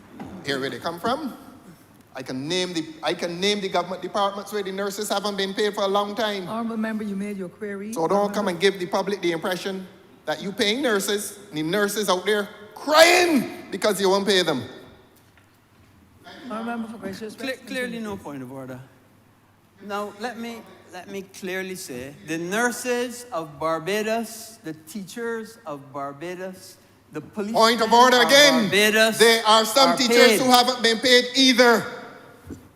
Honourable member for Vice Church West. Let me go on. As I said, Madam Deputy Speaker, governments can facilitate, regulate, innovate, or legislate. And this is an opportunity for us to use regulation to facilitate growth. That means we must go out there and encourage more companies, more businesses to continue on that growth trajectory so that Barbados as an economy and our people will benefit. I often say, Madam Deputy Speaker, that a rising tide raises all ships. Give everybody a chance. Give all Barbadians to be the best they can be so that we can all benefit from the opportunities that this small but innovative and vibrant country has to offer. And that's what we strive to do every single day, to make Barbados better and to stop poor people from being poor. And that is exactly what we try to do on this side and this administration. Not on the other side. Not on the other side.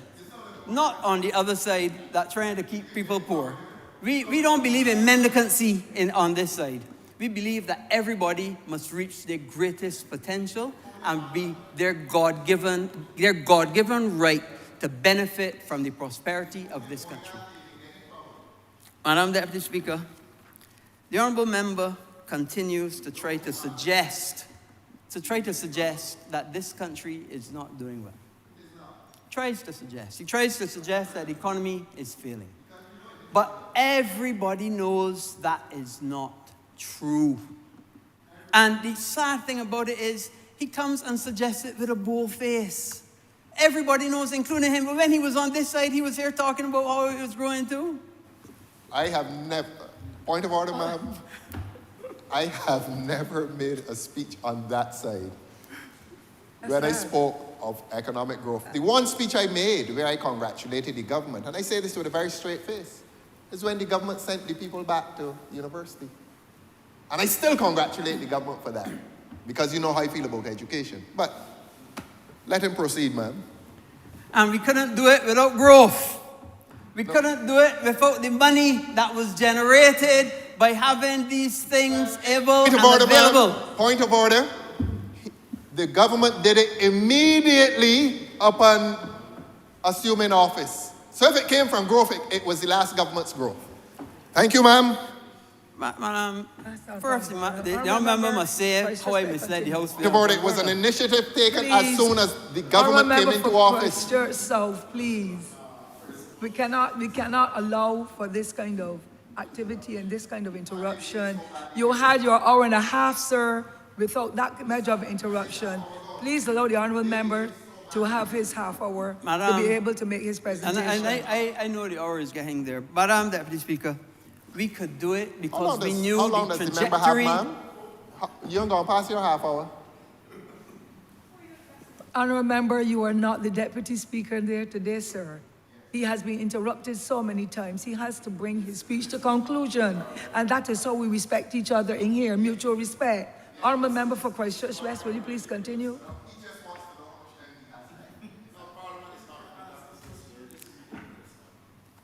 Madam Deputy Speaker.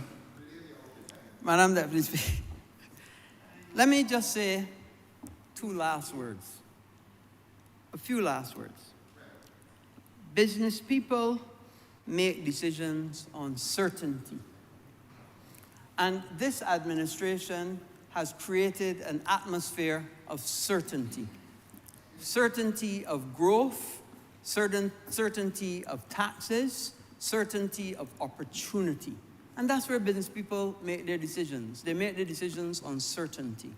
And business people have shown their confidence in this administration by looking to start businesses, to build facilities, to build opportunities so that all of us could benefit. And that's what is happening in this country. And as business people make decisions on certainty, this administration was certain that we would improve this economy and get growth.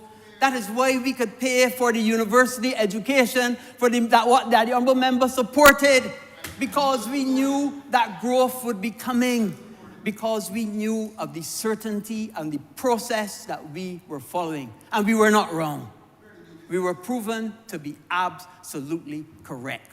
So, Madam Deputy Speaker, this administration has got 4 times the amount of growth as his administration has gotten. This administration continues to do the business of the people with probity, with sincerity, and with a laser-like focus. And we will not be distracted by any noises on the other side with a man that will soon be a one-party man. With those few words, Madam Deputy Speaker, I'm obliged.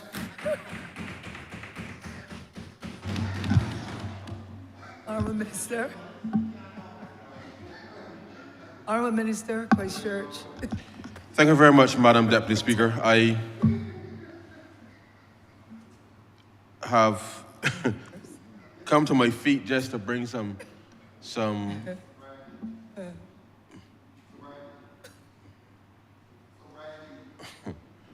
Let me just continue, Madam Deputy Speaker. It is unfortunate that the debate has taken this path, because this government believes in taking these matters extremely seriously, and this is not anything to be trifled with. And to the extent that the honourable member for Christchurch South has made what could loosely be called a contribution to this debate, it is important that we send a very clear signal, as the honourable member for Christchurch West indicated, to all and sundry in relation to where Barbados stands. Now, the honourable leader of the opposition, I'll be very brief, Madam Deputy Speaker. The honourable leader of the opposition asked some questions in relation to government's capital works programs and the timing of all of these things. And I just say to the public through you, Madam Deputy Speaker, in response to his very direct questions, is that 3 years ago, this time 3 years ago, almost exactly, Barbados was still recovering very clearly from the ashfall from the volcano in St. Vincent. And we had engaged a number of persons which he so passionately pleaded for them to be retained in relation to the ASH program. And let me remind the honourable member, and the public, through you, Madam Deputy Speaker, that whilst I consider myself a reasonably good economist, I have not yet figured out how to spend the same money twice. And therefore, when the honourable member asks about whether or not why these works were not done 3 years ago or 2 years ago and the like, Madam Deputy Speaker, let me remind him through you, Madam Deputy Speaker, that when we engage, one, the ash workers in the middle of the pandemic, when we had to provide additional support because of the fallout of the pandemic, the government simply did not have the space to provide the social support that we were doing for COVID, respond to the ash, respond to the Hurricane Elsa a few weeks later, as you remember, Madam Deputy Speaker. This is 2021, in case if he is forgotten. 2021. April, ash. July, the Hurricane Elsa. And during that summer, the Delta surge meant that we had to stand up additional facilities to isolate people in order to ensure that we contain as much as possible the pandemic. All of that required resources to be expended, and therefore when the honourable member asks why roads or any other thing could not have been done 3 years ago, those were the circumstances that we all were confronted with. I don't know if he has forgotten what Barbados was like 3 years ago, but certainly my memory is absolutely clear given the extraordinary support that this government had to provide to ensure that we kept Barbadians safe and provide an environment for us to be able to have an extraordinary recovery. Now, the honourable member raised the question in relation to my definition of a recovery. Yeah, because you know what? Whilst we have been able to ensure that we have substantive economic activity return, the fact is we lost 2 years of COVID. And households in this country and people in this country and business in this country are still feeling the impact of that, sir. And therefore, when we speak to a recovery, we are talking about what we want to see in relation to an inclusive recovery, accelerated, because the levels of where we are today relative to 2019, the last normal year, yes, we have recovered. But the reality of it is we lost those 2 years, and therefore we need to be able to push ahead even further to ensure that we catch up in relation to where we were. So I'm not going to get into any debate with you about whether we've recovered or not. I know that we have compared to 2019 levels. However, we have had some challenges. Now, you speak to agriculture, so I'll respond to you on that too, because you seem to not be living. Through you, Madam Deputy Speaker. Through you, Madam Deputy Speaker, I'll respond to the honourable member for Christchurch South. In case he does not remember, last year, January to April, Barbados experienced 50% of the average 30-year rainfall in this country. Last year. Yes. Which meant that we had to introduce water restrictions from May to August last year. Then in September, the intense heat and then the rain caused more issues in relation to agriculture, which meant that, and you know what he doesn't want to hear, Madam Deputy Speaker, is that when the persons in the poultry industry were losing birds in September, it ain't just the big people that was losing birds, Madam Deputy Speaker. It was just small people in this country that were losing birds. You understand? Because of the intense heat. And therefore, 2023 was not a normal year for agriculture, but we weathered the storm nevertheless, and we were able to ensure that they can recover. But the honourable member does not seem to want to understand that there's nobody in Barbados that can make the rainfall. Nobody, not even, I know you making people cry. But there's nobody in Barbados that can make the rainfall. You understand? And therefore, I just say to you, we have been working collaboratively with the stakeholders to ensure that we can keep things on an even keel, which is why when you and your associates speak loosely about government's policy, which is why we're doing the debt swap to upgrade the same South Coast tertiary plant, which I'm sure you would be grateful for if you were still on this side, to ensure that sewage don't flow in the streets of this country again, and that the same, not just the aquifers, but also the agriculture in this country will have access to water to be able to ensure that we can achieve some level of food security. But those are things that we are doing. I don't know what you are doing when the day come out across the road there, but I can assure the people of this country that this government working in their interest to be able to bring some stability to this country. Now,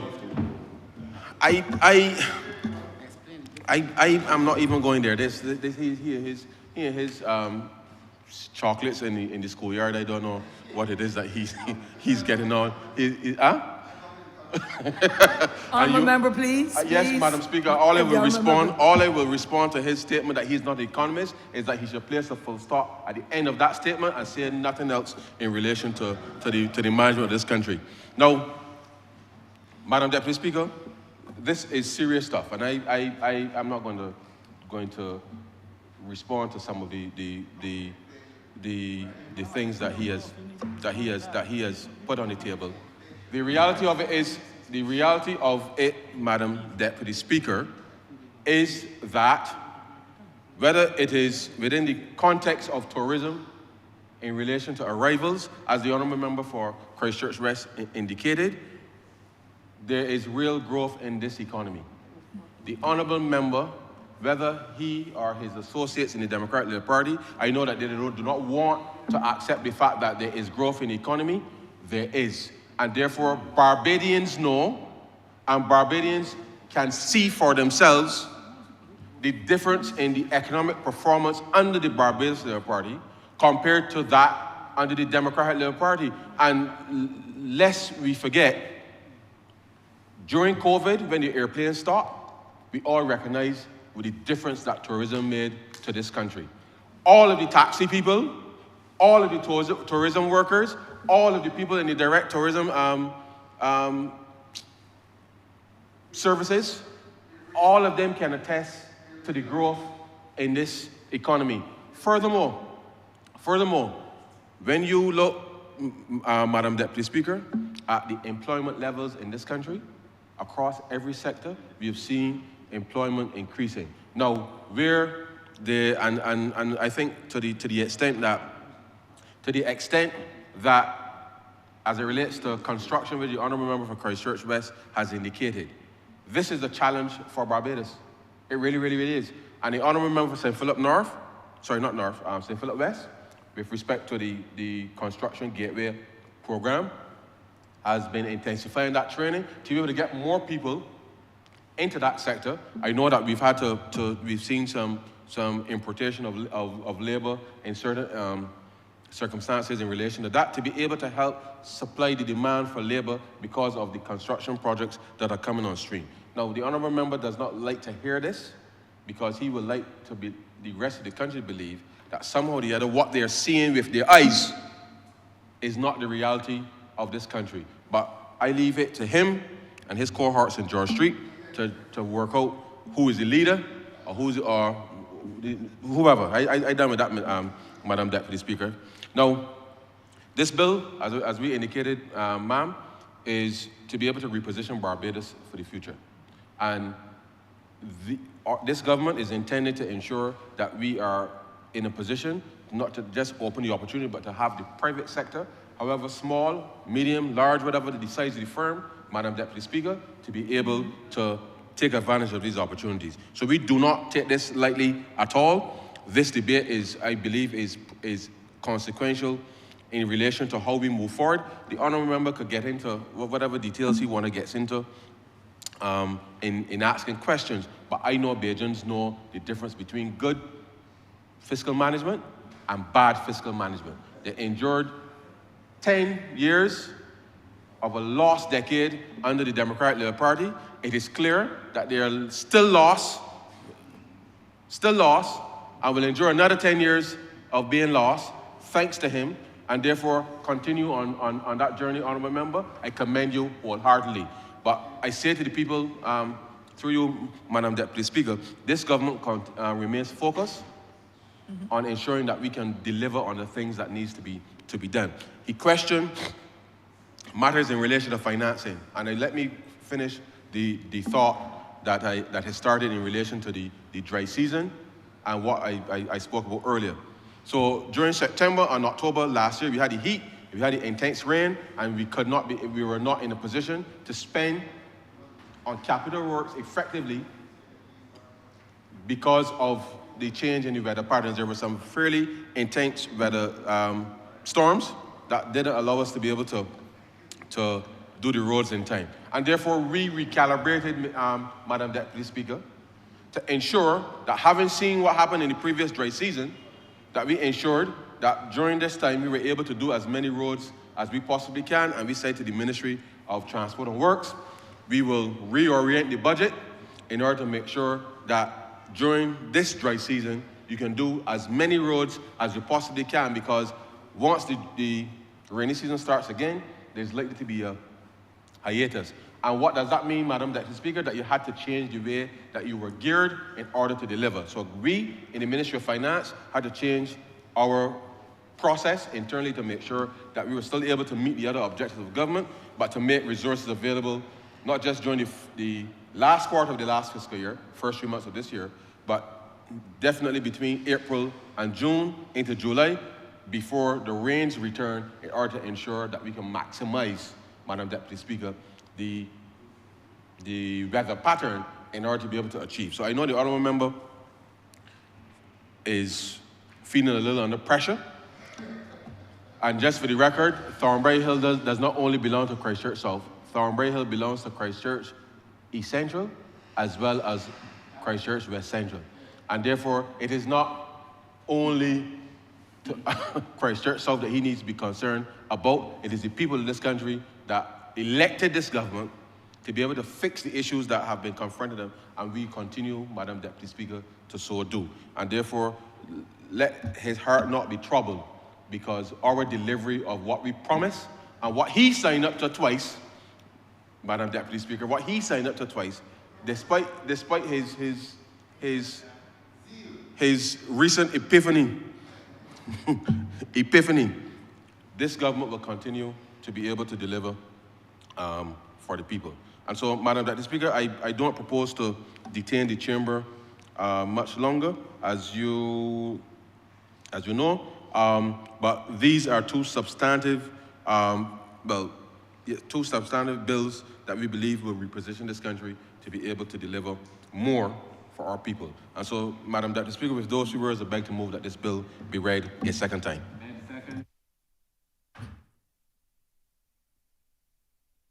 The question is that this bill be read the second time. All honourable members in favour, please say aye. Those against, please say no. We think the ayes have it. Madam Deputy Speaker, I beg to move that you do now leave the chair and the House resolve itself in the committee for further consideration of this bill. Second. The question is that I do now leave the chair and allow this honourable chamber to resolve itself in committee. Honourable members in favour, please say aye. Those against, please say no. I think the ayes have it.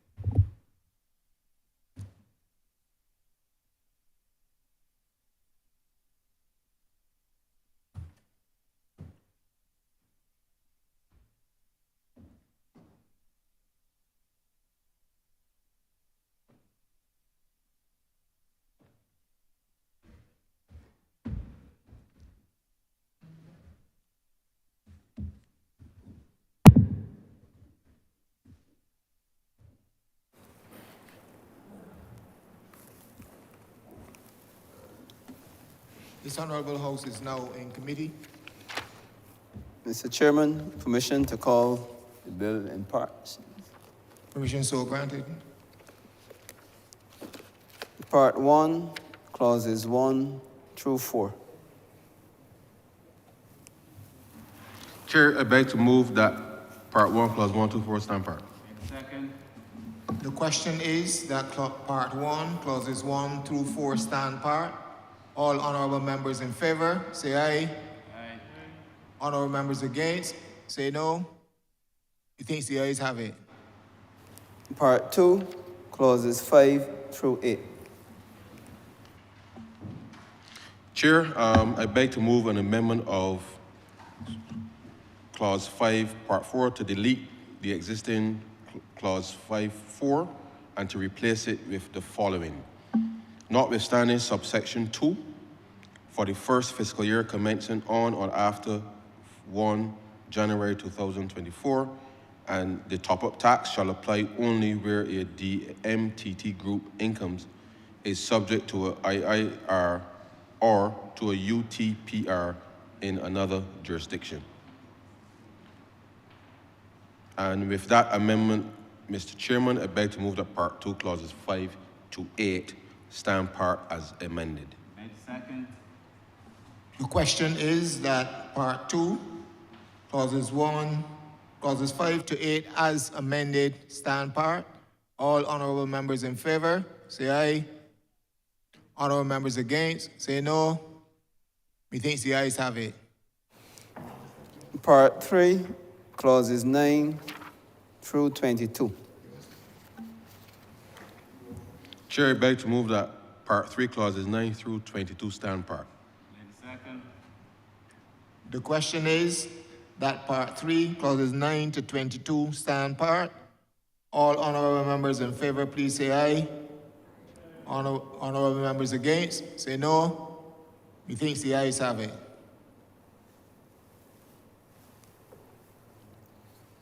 Part 4, clauses 23 through 28.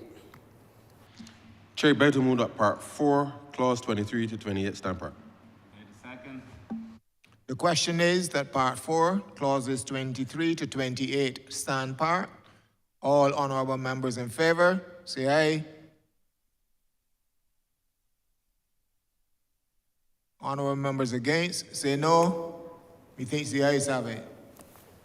Part 5, clauses 29 through 34. Chair, I beg to move that Part 5, Clauses 29 to 34 stand part. Second. The question is that Part 5, clauses 29 to 34 stand part. All honorable members in favor, say aye. Honorable members against, say no. Methinks the ayes have it. Part 6, clauses 35 through 38. Chair, I beg to move that Part 6, Clause 35 to 38 stand part. Second. The question is that Part 6, clauses 35 to 38 stand part. All honorable members in favor, say aye. Honorable members against, say no. Methinks the ayes have it. Part 7, clauses 39 through 43. Chair, I beg to move that Part 7, Clauses 39 to 43 stand part. Second. The question is that Part 7, clauses 39 to 42 stand part. 243 stand part. All honorable members in favor, say aye. Honorable members against, please say no. Methinks the ayes have it. Part 8, clauses 44 through 53.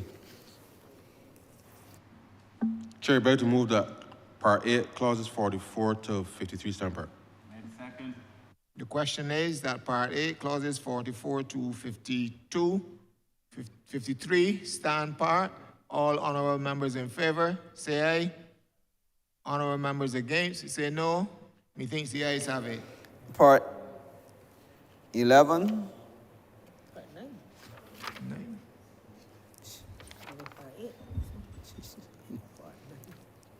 yeah. That's all.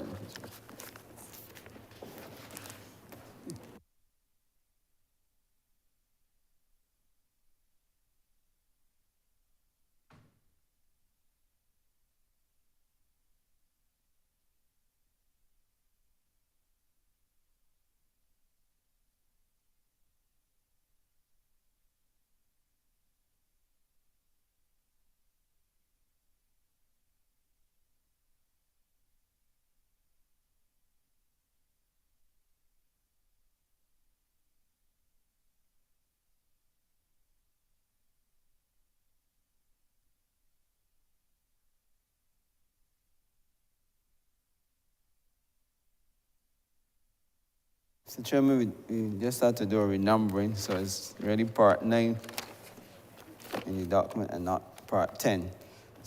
Part 9, clauses 54 through 56.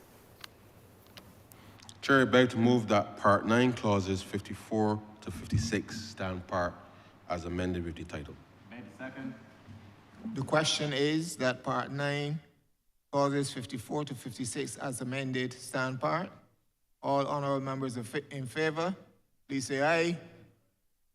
Honorable members against, say no. Methinks the ayes have it.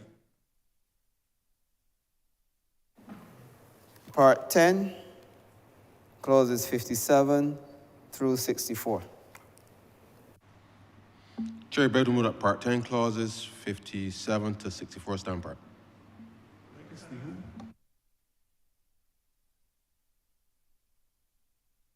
The question is that Part 10, clauses 57 to 64 stand part.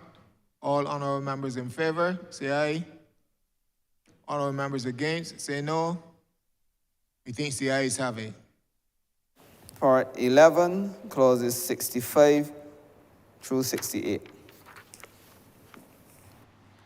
Chair, I beg to move the inclusion of a clause 69 for a validation clause.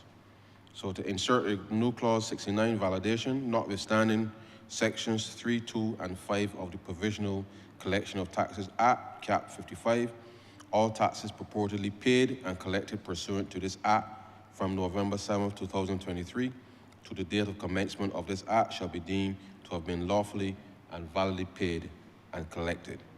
And with that insertion of that clause, I beg to move that Part 11, clauses 65 to 69 stand part as amended.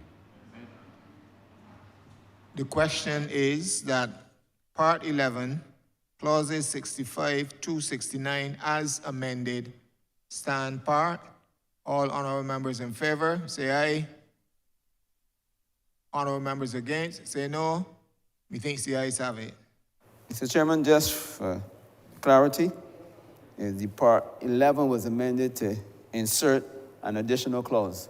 So 69 is the additional clause inserted into Part 11. That was amended with the insertion of a new clause. First schedule. Chair, I beg to move that the first schedule be the first schedule to the bill. The question is that the first schedule be the first schedule of the bill. All honorable members in favor, say aye. Honorable members against, say no. Methinks the ayes have it. Second schedule. Chair, I beg to move that the second schedule be the second schedule to the bill. The question is that the second schedule be the second schedule of the bill. All honorable members in favor, say aye. Honorable members against, say no. Methinks the ayes have it. Chair, I beg to move that you do not report to Her Honor the Deputy Speaker the passing of one bill as amended in committee. The question is that I do now report to Her Honor the Deputy Speaker the passing of one bill in committee. All honorable members in favor, say aye. Honorable members against, say no. Methinks the ayes have it.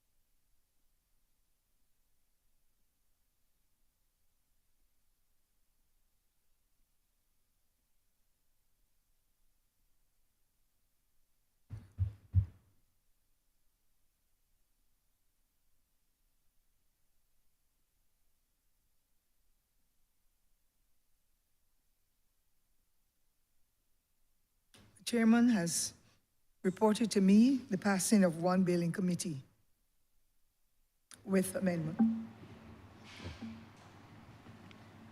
Honourable Member for Christchurch East.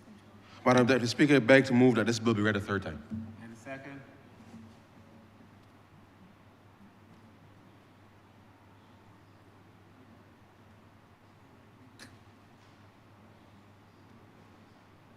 The question is that this bill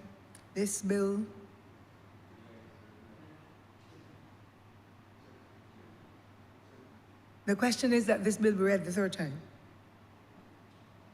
All our members in favor, please say aye. Aye. Those against, please say no. Methinks the ayes have it.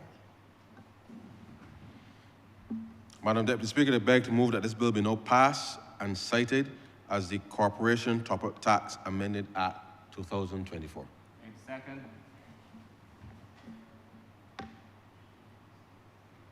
The question is that this bill be now passed and so cited. All honourable members in favour, please say aye. Aye. Those against, please say no. Methinks the ayes have it. This bill is now passed and so cited.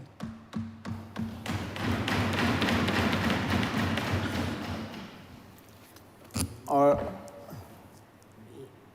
number 8, ma'am. In the name of the Honourable Minister in the Ministry of Finance and Economic Affairs, to move the second reading of the Income Tax Amendment Bill 2024. Madam Deputy Speaker, I beg to move that this bill be read a second time. And a second. The question is that this bill be read a second time. Honourable members in favour, please say aye. Aye. Those against, please say no. Methinks the ayes have it. Madam Deputy Speaker, I beg to move that you do not leave the chair and the House resolve itself in the committee for further consideration of this bill. And a second. The question is that I do now leave the chair and this House resolve itself in committee. Honourable members in favour, please say aye. Those against, please say nay. Methinks the ayes have it. This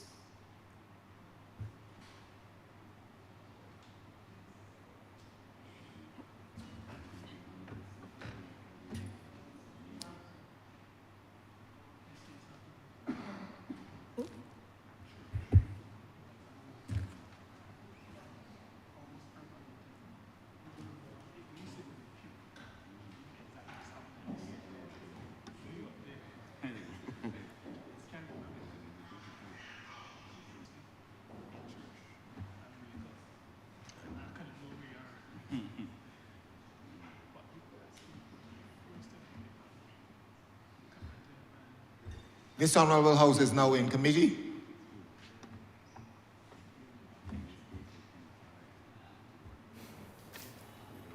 Clauses 1 through 5.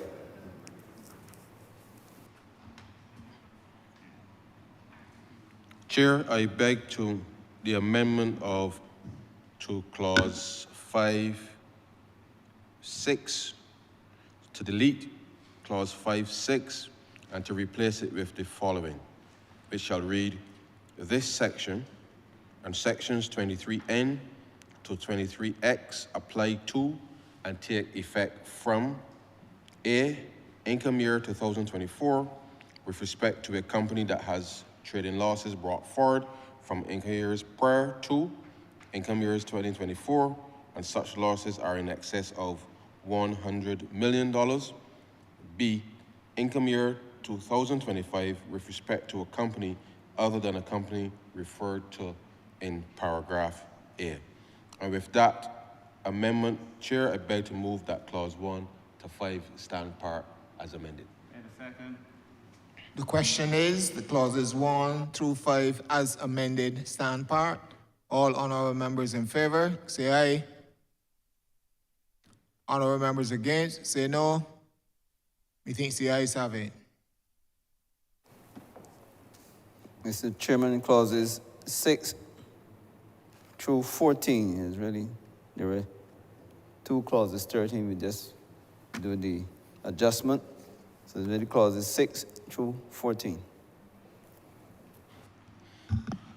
Chair, I beg to move the amendment to the second clause 13 to read 14 as opposed to 13, and beg to move that clauses 6 to 14 stand part as amended. The question is that clauses 6 through 14 as amended stand part. All honorable members in favor, say aye. Honorable members against, say no. Methinks the ayes have it.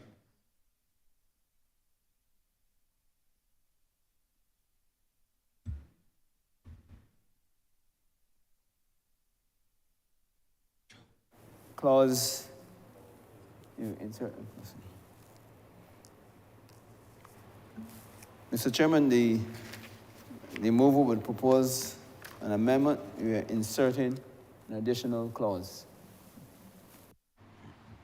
Chair, we propose to include additional clause 15, which will be a validation clause, which will state 15, notwithstanding sections 3, 2, and 5 of the Provisional Collection of Taxes Act, Cap 85, all taxes purportedly paid and collected pursuant to this act from November 7th, 2023 to the date of commencement of this act shall be deemed to have been lawfully and validly paid and collected.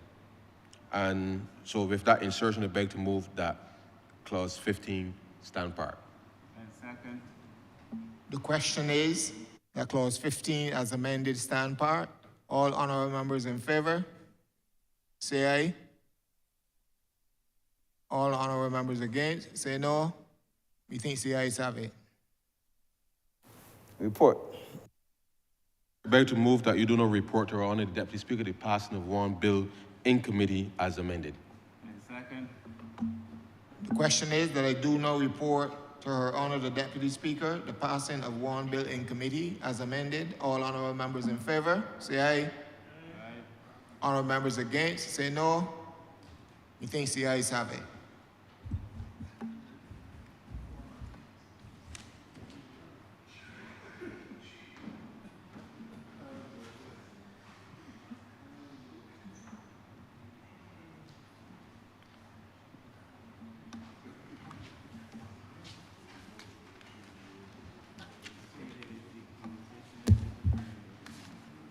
Honorable members, the chairman of committee has reported to me the passing of one bill in committee with amendments.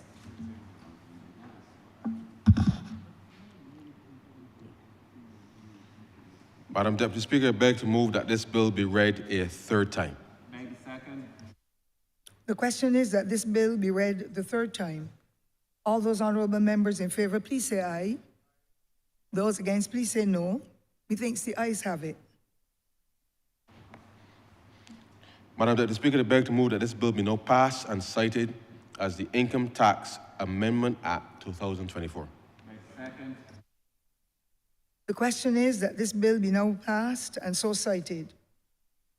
All those honorable members in favor, please say aye. Those members against, please say nay. Methinks the ayes have it. This bill is now passed and so cited. Order number 13, ma'am. In the name of the Honorable Leader of the House, to move the passing of a resolution that the Honorable the House of Assembly concur in the amendments made by the Honorable the Senate to the ICC Cricket World Cup West Indies Bill 2024.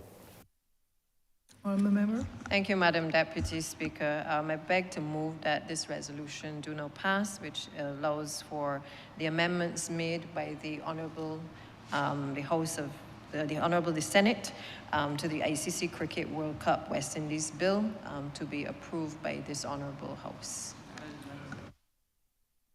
The question is that this resolution be now passed. All honorable members in favor, please say aye. Those against, please say nay. We think the ayes have it. This resolution is now passed.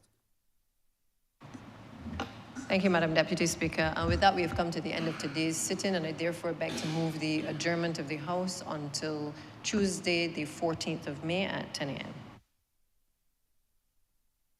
The question is that this honorable chamber be now adjourned until Tuesday, the 14th of May, 2024, at 10 a.m. Honorable members in favor, please say aye. Those against, please say no. Methinks the ayes have it.